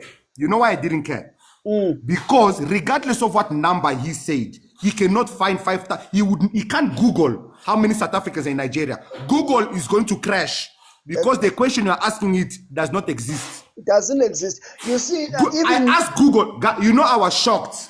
I said to Google, give me the demographics of South Africans around the world. When they say South Africans don't travel, they don't travel because there's no reason for South Africans to travel. Why are you leaving the land of milk and honey to go where to do what? What will the South African do in Zimbabwe? In fact, we actually have the statistics in South Africa where of emigration, right? Less than 1 million South Africans are outside of South Africa. And you know where they all are. You know where all your people are, unless they were kidnapped and stolen by these imbeciles. You know where they all are. And we know the top 10 countries. Nigeria doesn't even feature there. And it's developed countries, and they're going there as experts. Then the reason we do know how many South Africans are outside of South Africa is also for elections. Our people vote from wherever they are in the world, and that is critical to say. Baba, don't talk about South African, whether you're in UK, please, don't talk about elections, because they don't know what elections are. Please, you are talking about difficult things. They don't know what elections are. Look at their president. That nigga. But let me just give you numbers. There's a gentleman here who came in and asked, what was the infrastructure? When was the infrastructure of South Africa becomes what it is today? And whenever we are discussing this thing, there's this mentality and conspiracy theory going around saying that South Africa actually was developed by apartheid, right? So, which is completely infactual. It's not factual, right? So I'm going to give you what we know and measure infrastructure on, which is called... Baba, wait before you see, you need to understand, man. As South Africans, we only have 22%. Don't try to complicate us by giving us unnecessary things that we already know. Boss, you know one thing you are forgetting about this argument, okay? Whether it was the apartheid law or the apartheid government that built South Africa, did that Nigerian men not come here and say they come to South Africa for the Mulungus? Look, Uncle P, be as it may, right? What you just said.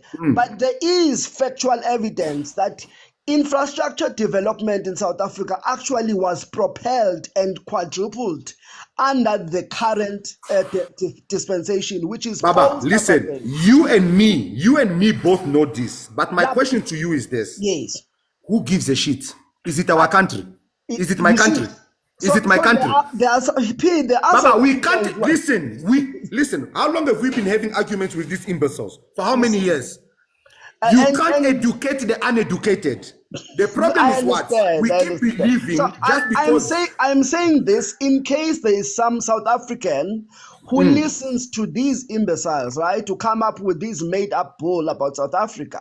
So in actual fact, infrastructure, we can even break it down in South Africa. What do we mean by infrastructure, right?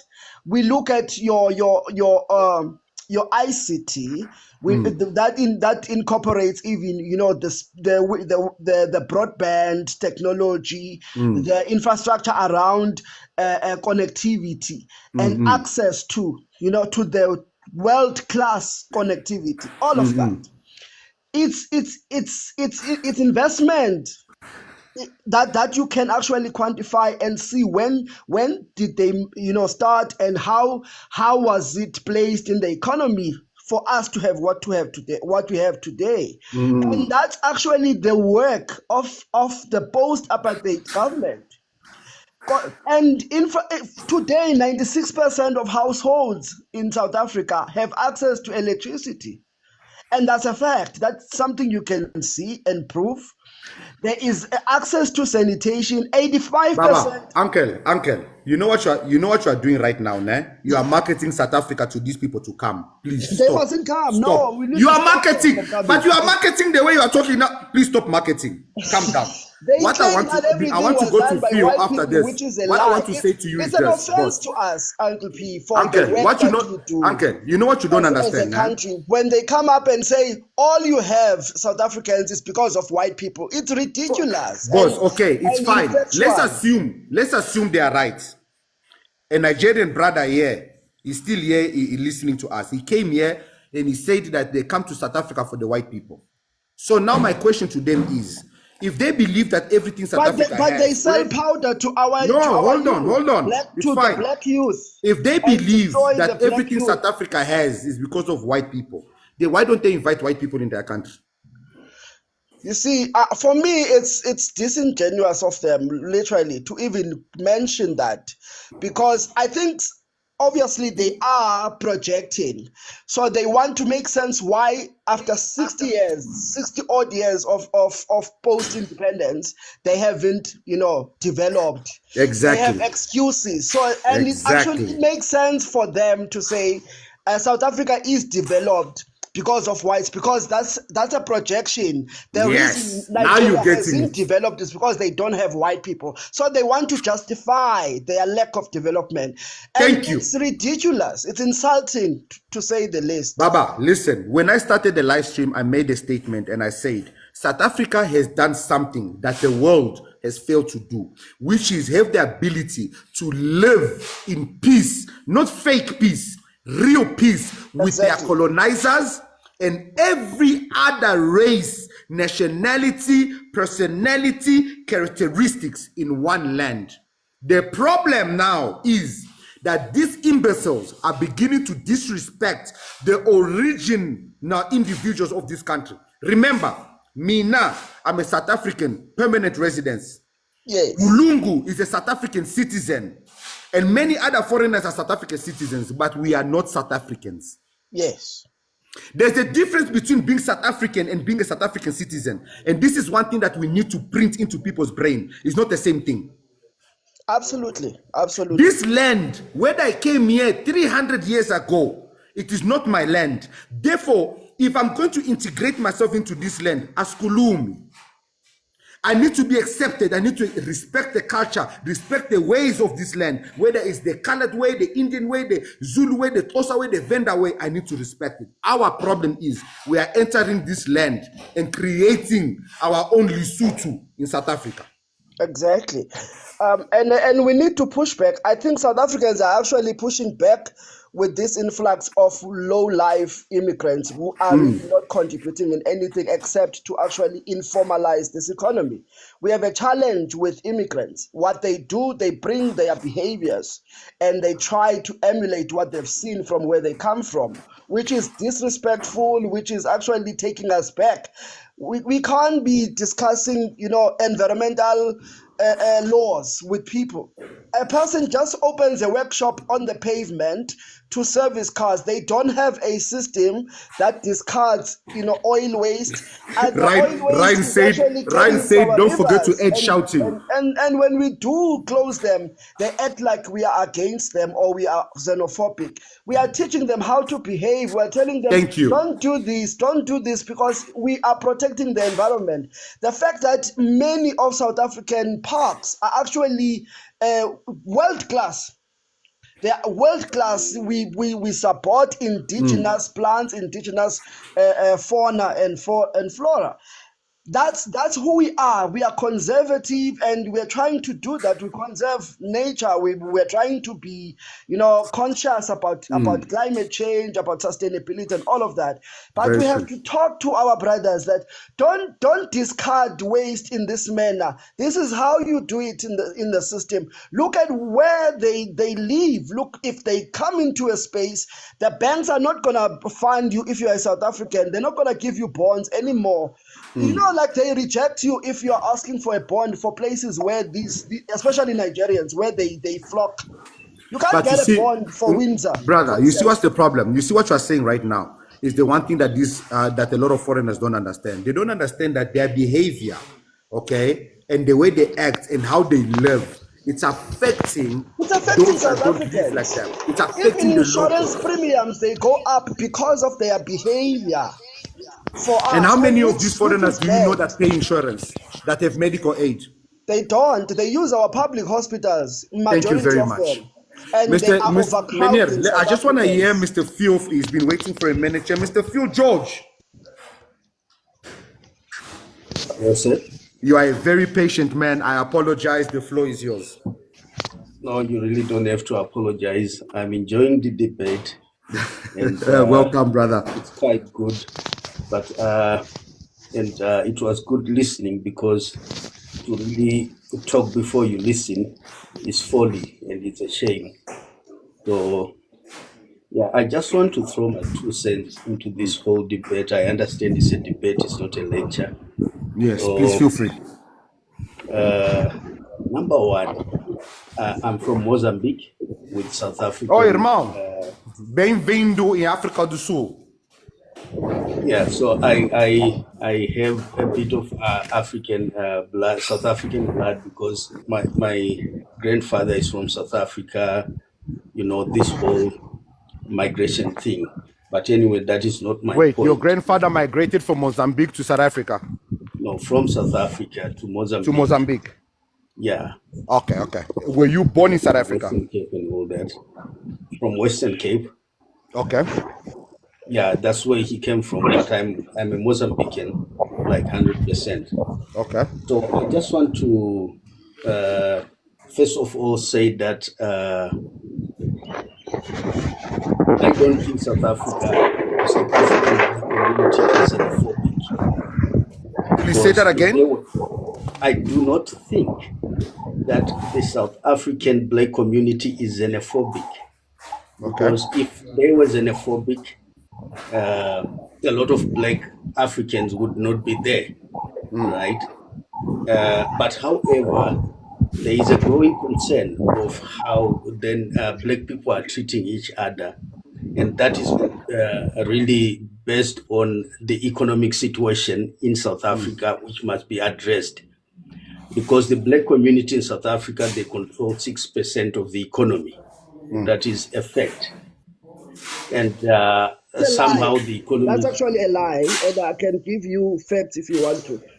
If you need to. Okay, hold on. So you know why I'm not talking?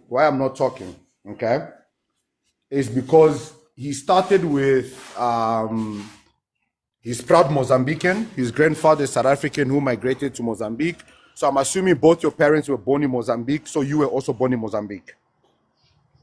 Yes, I was born in Mozambique, but if we could allow me to make my point. No.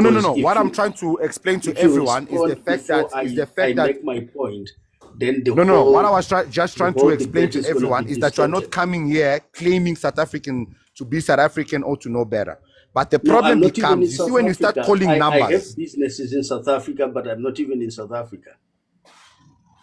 I do. Okay, go on. We're listening. Go on. You said how many percent of South Africans, black South Africans there are?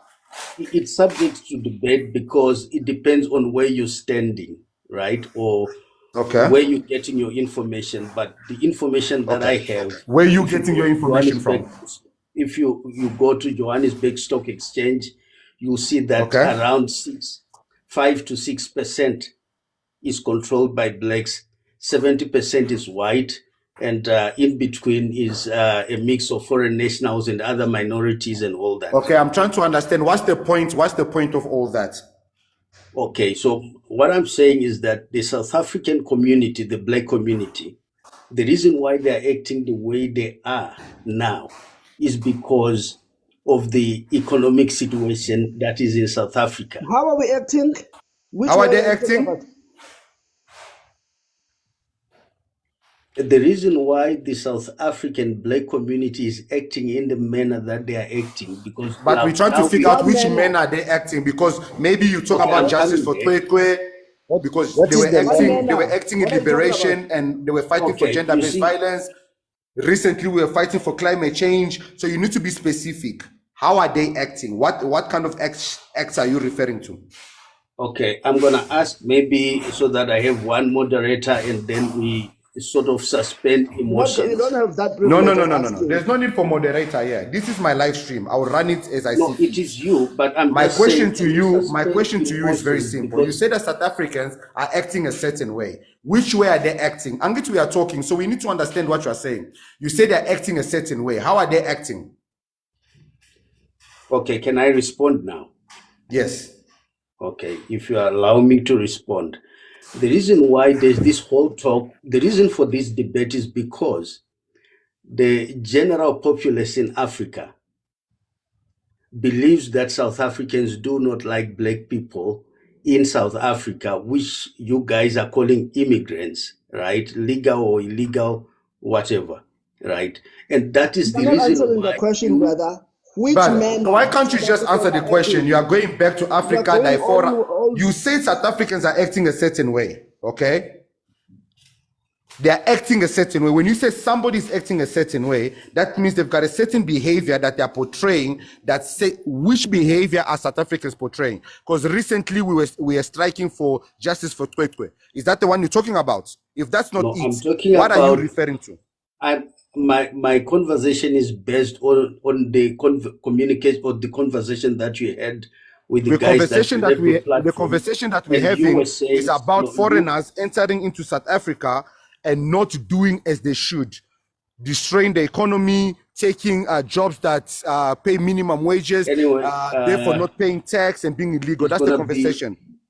It's going to be very difficult for me to make my point if we are going to be like talking like this. But it's unfortunate. I don't think you need I'll to be honest. You just said South Africans are behaving in a manner. What manner are you talking about? Just be honest. Don't be disingenuous.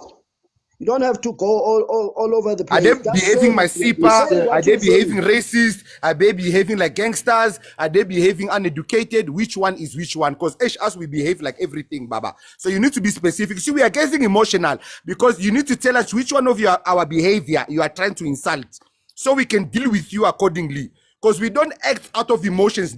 Listen, we have a lot happening.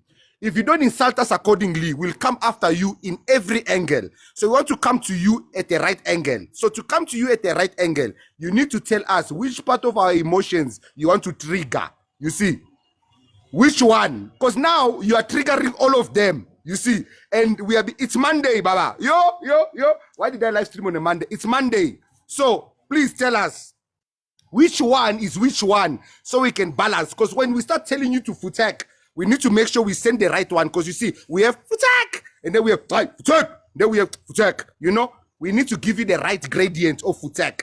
So I ask you again, which way are South Africans behaving? All right, can I respond now? Yes, sir. All right. I think if you listen to yourself, right? If you listen to yourself, I really don't think you have the ability or the capacity to debate this thing that you are bringing. I'm sorry, because now when you're talking about... Mr. Phil Greg, thank you very much for joining the platform. Please do stay and listen. You are very slow. You see, this is what happens, guys. He said his grandfather, this is why I knew something was wrong already. His grandfather was South African. Guys, they always have to claim they are South African somehow, some way, because they are not proud of who they are. Then he's proudly Mozambican. And why is it that these foreigners, they always have businesses everywhere? Everywhere. Where do they get their money from? Hi man, hey, me I'm the wrong foreigner because me I don't have money everywhere. Yo, my money is only coming from You know FNB what they call account. business? Hi man, guys, wait, hold on. I've just realized that the foreign in me is broken. I'm not foreigning right. I'm Selling depressed tomato now. is business to them. They call it business. How are these foreigners foreigning? Because all the foreigners have businesses all over. Wait, hold on. I need to call my father. I'm not foreigning properly. Maybe I'm South African because me I like to stay one place. They are even selling brooms on the street. They call it business. Please don't check your P3, Uncle P. And the actual business. They can't. Okay, They call this guy has everything been waiting business. to fight us since Which Jesus is so came. stupid. Mr. Niger, Okay. you've been fighting in the comments. What's your story? Oh, okay, thank you. Thank you. I'm not fighting, I'm just trying to be factual. Thank you very much. So I just want to put something into perspective because me, I like to be factual Don't than worry, we are here emotional. for you if you are fighting. Okay. So as far as I'm concerned, for the past maybe 1 or 2 years that South Africans are complaining, the only people I could see online were black South Africans. And if we are trying, sorry, boss. Hold on. Okay, say that again. You said as far as you're concerned. I said, as far as I'm concerned, for the past 2 years that I've been hearing things about South Africa, the people that are complaining much are the black South Africans, right?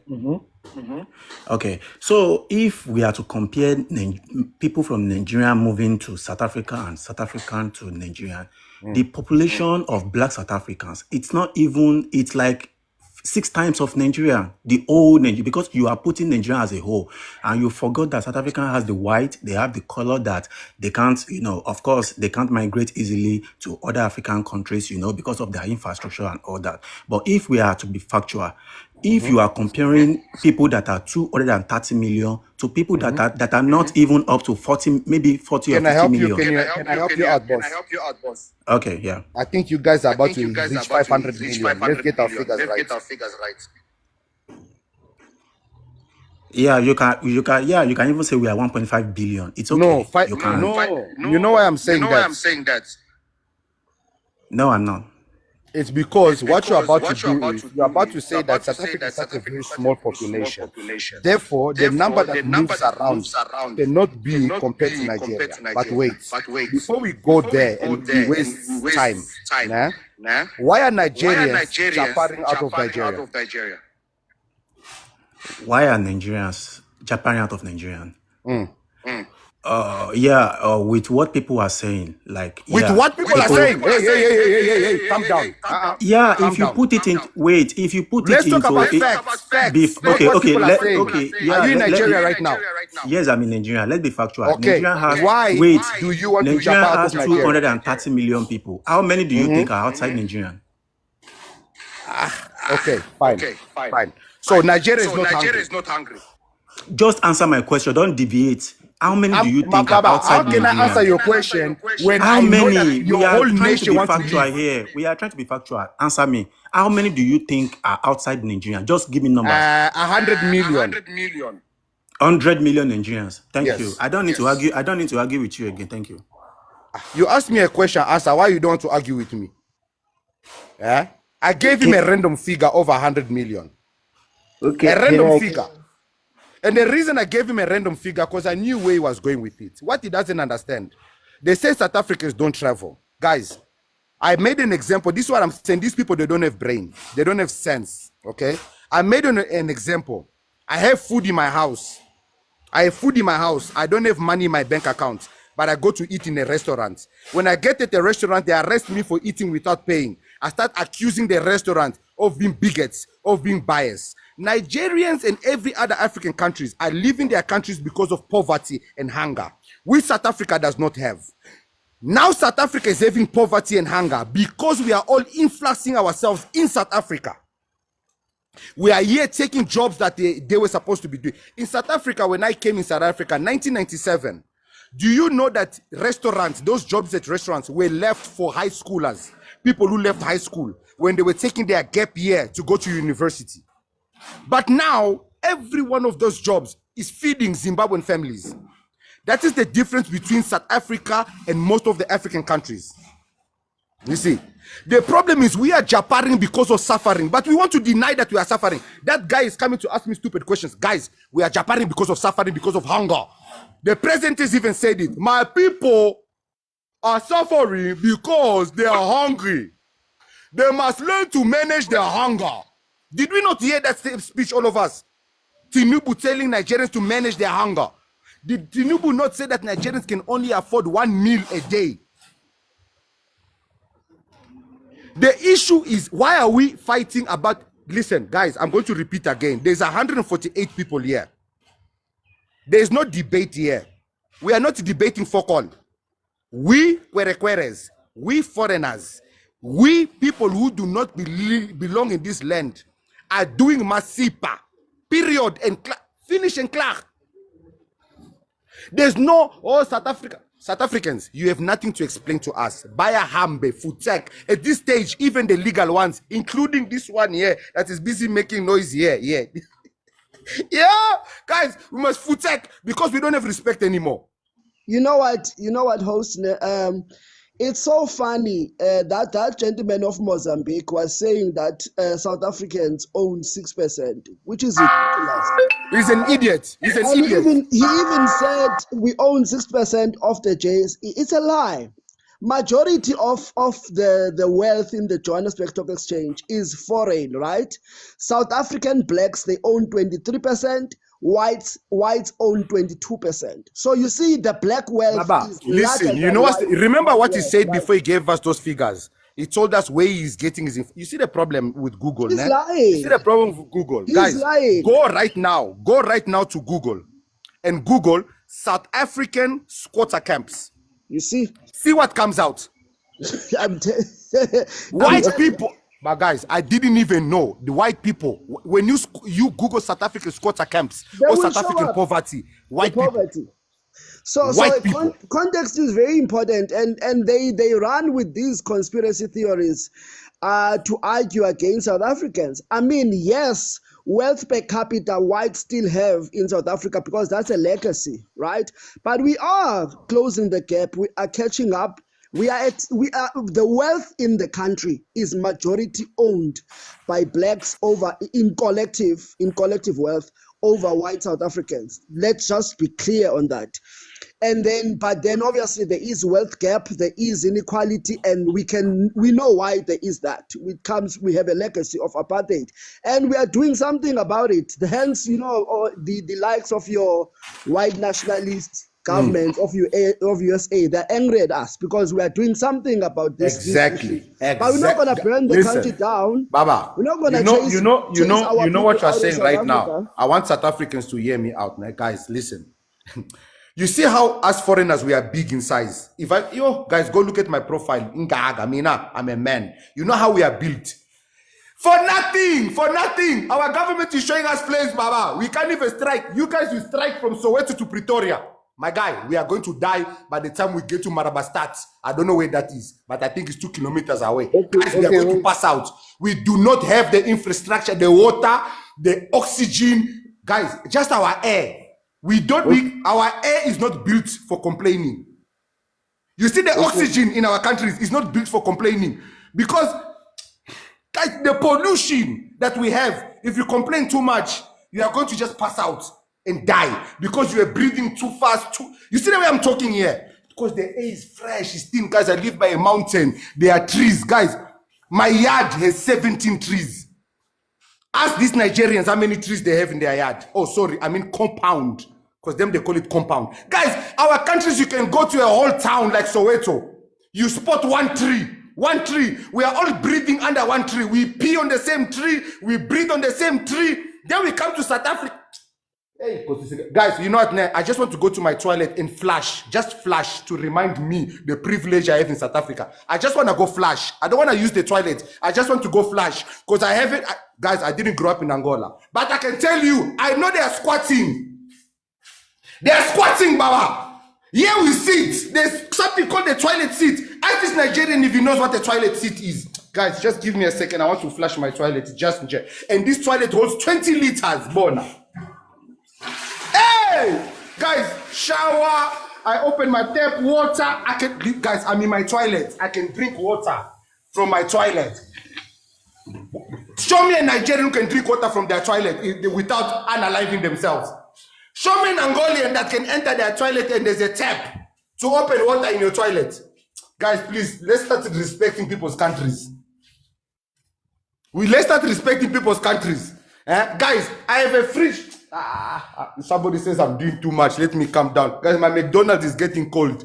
You know, my McDonald's is getting cold. And I've got a microwave with electricity to warm my McDonald's. When I'm in Nigeria, you must go outside, start a generator just to warm a McDonald's burger. Just to warm a McDonald's. Oh, sorry, we already concluded you guys don't have McDonald's. You guys are upsetting me. Guys, I left live streams because my heart was palpitating. We are palpitator. You guys were stressing me. Guys, South Africans are getting angry. They are going to chase all of us out. Buy a hambe. Guys, please, I'm begging you. Hey, my friends, listen. This is why I don't like going out anymore. Now you go out, me with my green ID. Go be dumpers here. Yo, I need to start working with my ID. Where's my dumpers? I'm busy risking. Guys, Bon, eat dumpers. Guys, please don't tell me to go get the ID card. This is to prove I've been here for a minute. You know? This is my fat cake pass. Yo, because guys, if you send me back to Angola, if you send me, what am I gonna go do in Angola? You imagine speaking Portuguese the whole day. Ai, bom dia, tudo bem? Ai, vizinho, you are a mess, when I'm not gonna hear. Hey, when I futak.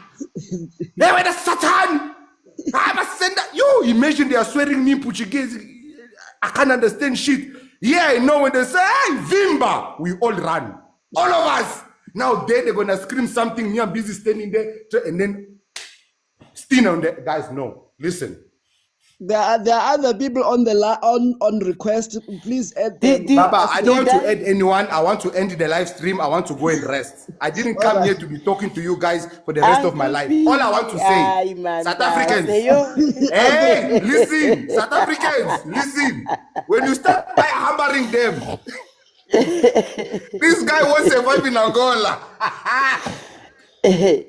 Guys, please. Uncle P, did you just flush a toilet just now?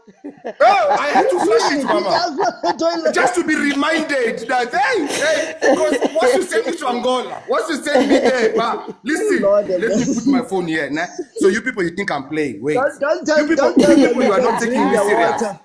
Don't tell them you can drink the water. I'm building my house.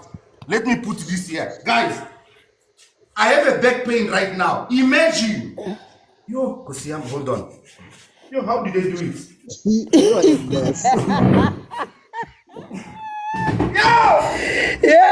I'm relaxing with the phone. Imagine I'm holding my phone. I'm on TikTok for 1 hour. Like this. That's why the city lifestyle.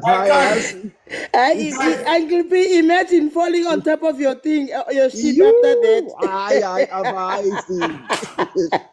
Guys, I'm sorry, man. I'm begging you. I'm begging you. When Buy a Hambe starts, please collect the right people. Please collect. Me, I will even show you where they are staying. I know them plenty. I know plenty of them. I will show you. Just give me immunity. This is like a Survivor. You know Survivor? Give me immunity. Yes. Hey, give me immunity. Guys, I'm even sweating because 4 seasons, the sun is out. Oh. The sun is out. We had winter earlier in the morning. Now the sun is out. Go to Nigeria. Jesus. It's hot. 3 o'clock in the morning. It's hot. Why is it hot 3 o'clock in the morning? Who's cooking? Because the devil is always there walking. Busy. Go to Angola. 50 degrees sun. Yeah, the air pollution there, guys. And it's not spoken about, and it's so dangerous. You know this. What thing. Air pollution, my man? There is no air pollution in our countries. Yes, there's just pollution. What air? Why are you dividing the pollution in categories? No, but we need to talk about Baba, this. You go Nina, who wants me to buy them a ticket to go to Angola and tell me what the international airport smells like? I'm sorry, I am fine here in the country, guys. I'm not going anywhere. Buffett, listen, if I'm sweating the way I'm sweating, it's because I'm stressed. I'm very, very stressed. Very soon, even that green book I'm holding that is keeping me safe here will no longer protect us because of the way we are behaving. I'm telling you now, foreigners are behaving very animalistic. Guys, at least if our countries were developing, I would have said, yeah, sharp. Guys, we are not developing. Name anything in the last 5 years that Nigeria, Congo, Angola has come up with that you can say, yeah. South Africa just came up with a cure for HIV. Do you know that? Yeah. But we are here arguing about Masipa. About people who can afford Gary. Do South Africans even know what Gary is? I don't know that. Exactly. You are busy arguing with people who are arguing about things you do not know. The McDonald's question that you answered for that gentleman, it was so pathetic having to infantilize because he can't understand simple concepts of disposable income. You were demonstrating that in South Africa we have money circulation to the tune of billions, $9 billion US. At any given time, that's money in circulation. 172 billion rands, it's in circulation, which means that there is a money flow, and that is necessary to demand goods and services in the economy. You look at and you can actually study consumer behavior around that. Look at the subscriptions of Netflix in South Africa compared to your Nigeria. Netflix is actually divesting from Nigeria because there's no business. Look at luxury goods. You see, you know what's the problem with everything? You see everything you are saying right now. All facts, right? We all know it. We all have internet. Unlike them who they are using 3G still. You know there's no 5G in Nigeria, just in case you guys were not aware. Are you serious? So unlike them who are still using 3G, you see that our problems are not the same. They're not the same. Repeating it. Our problems are not the same. What South Africa is fighting for and what we are fighting for. Listen, guys, in our countries we are not even fighting anymore. Nigeria had 30 days of striking for their hunger. Where did it go? They didn't even last a week because they got too hungry. They used the energy they were supposed to use for the month for 1 week. Now they realize that shit, we don't have enough Gary to continue to strike. So they started to come on the internet to ask us to strike on their behalf. Who did it? Nobody. You know why nobody did it? They even because asked Nigerians South are full Africans of to help shit. them, you know? They are full of South shit. Africans to help them. Exactly. They are busy asking South Africa to help them. They are forgetting. But look at Burkina Faso. Burkina Faso asked nobody. All of us, even me, 3 o'clock in the morning in my balcony, I'm like, free. The Mulungus here, they're like, oh, Uncle P, what's going on? I'm saying, no, we are fighting for Burkina Faso. Making noise for the white people just for the sake of patrioticness. Now imagine waking up fighting for Nigeria for 500 big-headed mumus.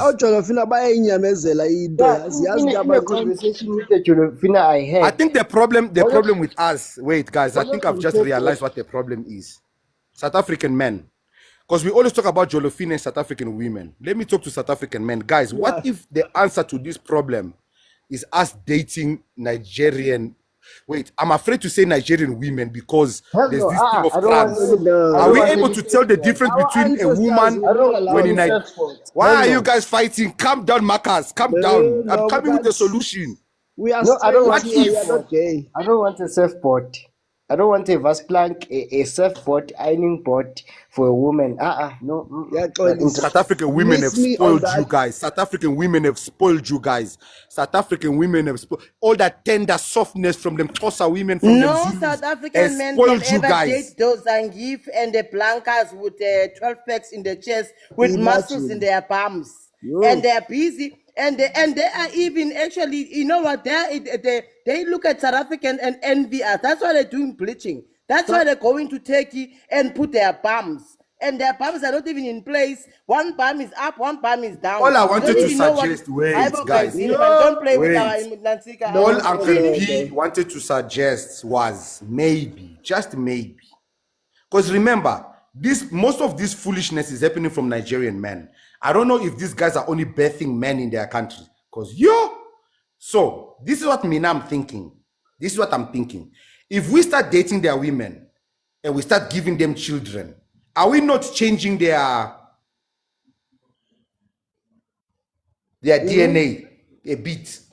Guys, not only the DNA, they are testing him. Not only the DNA. Because guys, we can't help these people. The ones that are already born. You see the Nigerian that was born yesterday, too late. I think they like I said, from the stomach when they are born, they don't go, they go South Africa. So we need to catch them, the seed, while they are still a DNA. We must add a South African DNA. So when they are born soft, tender, demure. Because at this moment, guys, I don't think there's any other hope for that country. Yes, you know, though, that country. Because now you see what they are doing. Look at Jolofinas. Have you ever seen a video on TikTok of a Jolofina talking? They can't even speak English. English no, in full. They always have to. Oh, guys, how y'all doing? It's like, oh my God, and then before you know, pigeon from nowhere will just come. Ade, Aibo. Before you know that big English. Aibo. You see, I'm working. So that's what I'm saying. Maybe as South Africans, we need to become patriotic. Instead of fighting Nigerians, let's go make love to their women. Give them South African babies. No, man, nah. That project is not gonna work. that will not. Bro said that project is not gonna work. Yeah, guys, their DNA is so strong. You put it in there. You, the South African father who's entering in there, becomes a Nigerian. Have you ever seen where you sleep with a Nigerian woman, you leave the bedroom speaking pidgin? Remember, China at some point they actually controlled their population, right? And they asked people not to create babies. So each family was only allowed to have one baby. I think they need to enforce that in Nigeria just for the next. My man, how can you enforce something when you know this big headed? You know what poverty does to people? Sex. Buy nobile every day. Talk like rabbits. Hey. Go to the squatter camps there. How many babies are there in the squatter camp wandering around like they're ministers of finance? You have a 2-year-old in the squatter camp with them cover like a BEE fucking beneficent walking there in the squatter camp like he's the security guard. They need just to control their population, man. These people, their poverty makes them nobarize too much. They are doing it here in South Africa. The moment you buy a cell phone in Brie, what is the first thing it does when you buy the cell phone? It goes to one of the colleges there, gets a South African girl.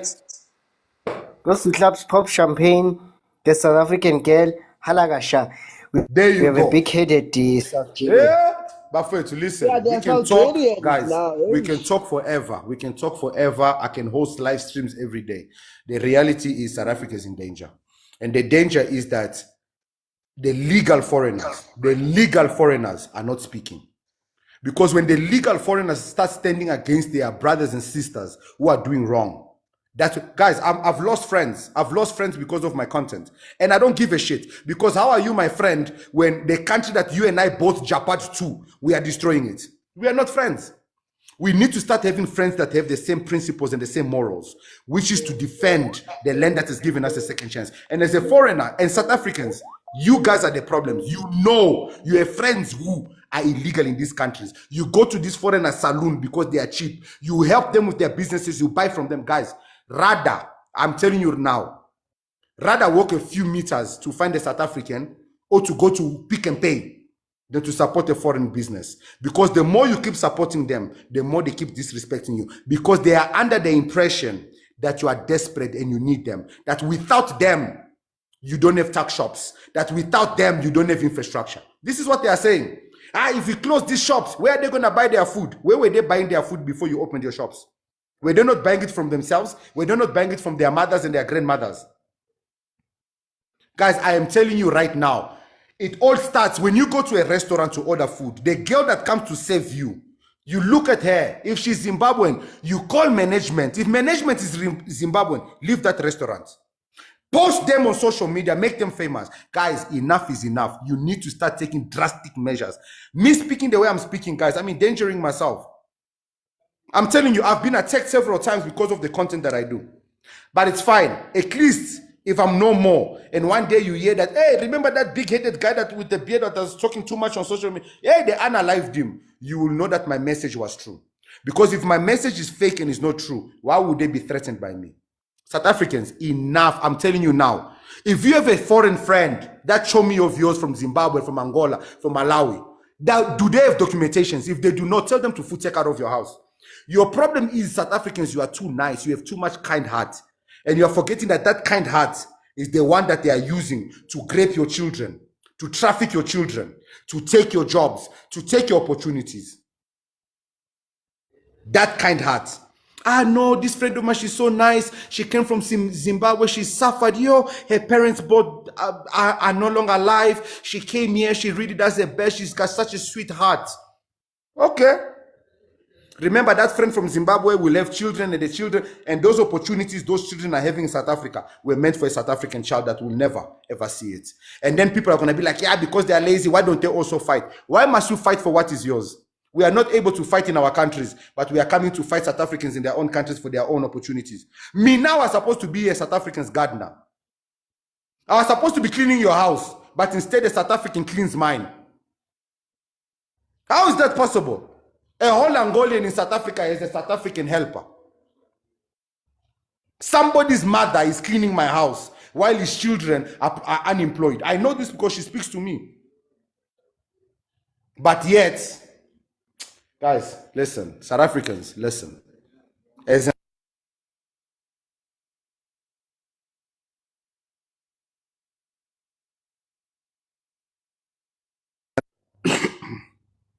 As somebody who's been in this country since 1997, take it from me. I've lived in this country. I've seen the kindness you guys have. And you guys are changing. You guys are becoming cold-hearted.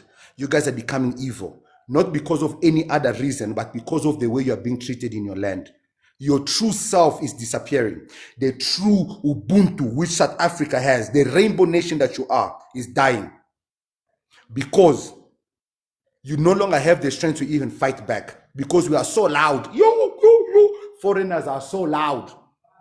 We are striking in your country. We are doing everything in your country. We are striking to our embassies in your country. Nothing of such has, and there's no South African that has ever done a strike in anybody else's country. There's no South Africans that have ever destroyed anything in nobody else's country. There's no South Africans that they can say, hey, South Africa, what? No. But today, guys, that's why me, I don't like to hear anything. When you tell me about South Africa, my answer to you is it your country? It's like you coming to my house and telling me my house is dirty. Futek, is it your house? So what if my house is dirty? Is it your house? It is not our country. And if you're going to live in this country, you must live with respect. Respect. If they bow, you bow. If they shake their booty, you shake your booty. If they sneeze, you sneeze. Simple. You're in somebody else's land. Show respect. Guys, I'm your boy Uncle P. Guys, if you're not following me on YouTube, go check it out. I am going to be putting up a video later on today. I love doing these live streams, but guys, they are very tiring. You know why they are tiring? We repeat the same thing over and over. And coming on social media and talking doesn't help. Look at Justice for Twetwe. Guys, that was a simple case. Simple case. But yet, it's being dragged.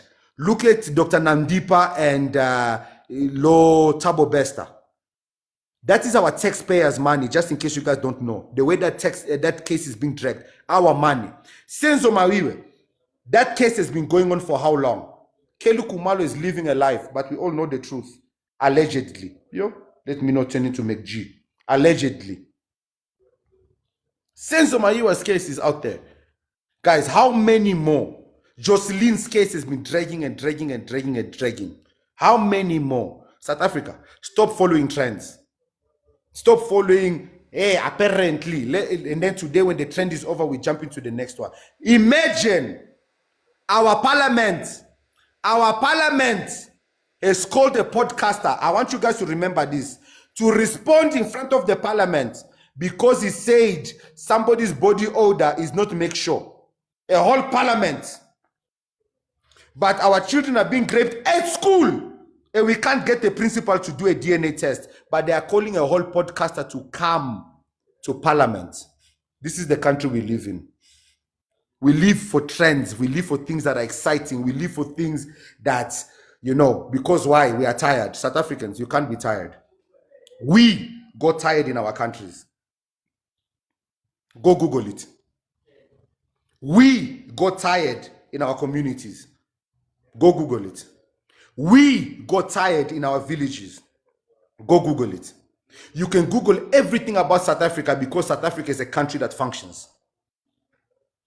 Because it's a country that functions. Our countries don't function. You can't even Google us. You can't Google our stats. They don't know our level of poverty. They don't know how many people are in or out of the country. They just tell you on TV, hey, election. And when they're telling you there's an election coming, guess what? There's no electricity. So they don't even know whether you heard the message or not. You just wake up in the morning, you see a bunch of people going like, hey, where are you guys going? Oh, there's an election. The only reason they knew that there was an election because it happened that their generator was on when the statement was made. Guys, I've got Albani. I've got Albani bread. I've got rolls. In our country, there's one type of bread. And they push it on the trolley. And the guy is going, shh, shh, shh, shh. I can't whistle. Shh, shh, shh. When you hear that, shh, shh, shh, you know that is bread. In our countries, they are dusty. Now imagine that guy covers the bread in a wheelbarrow with a plastic and is pushing it through the community. Shh, shh, shh. You go, you buy your bread, and then you go inside the house, you eat, and then you put your butter, you drink with your...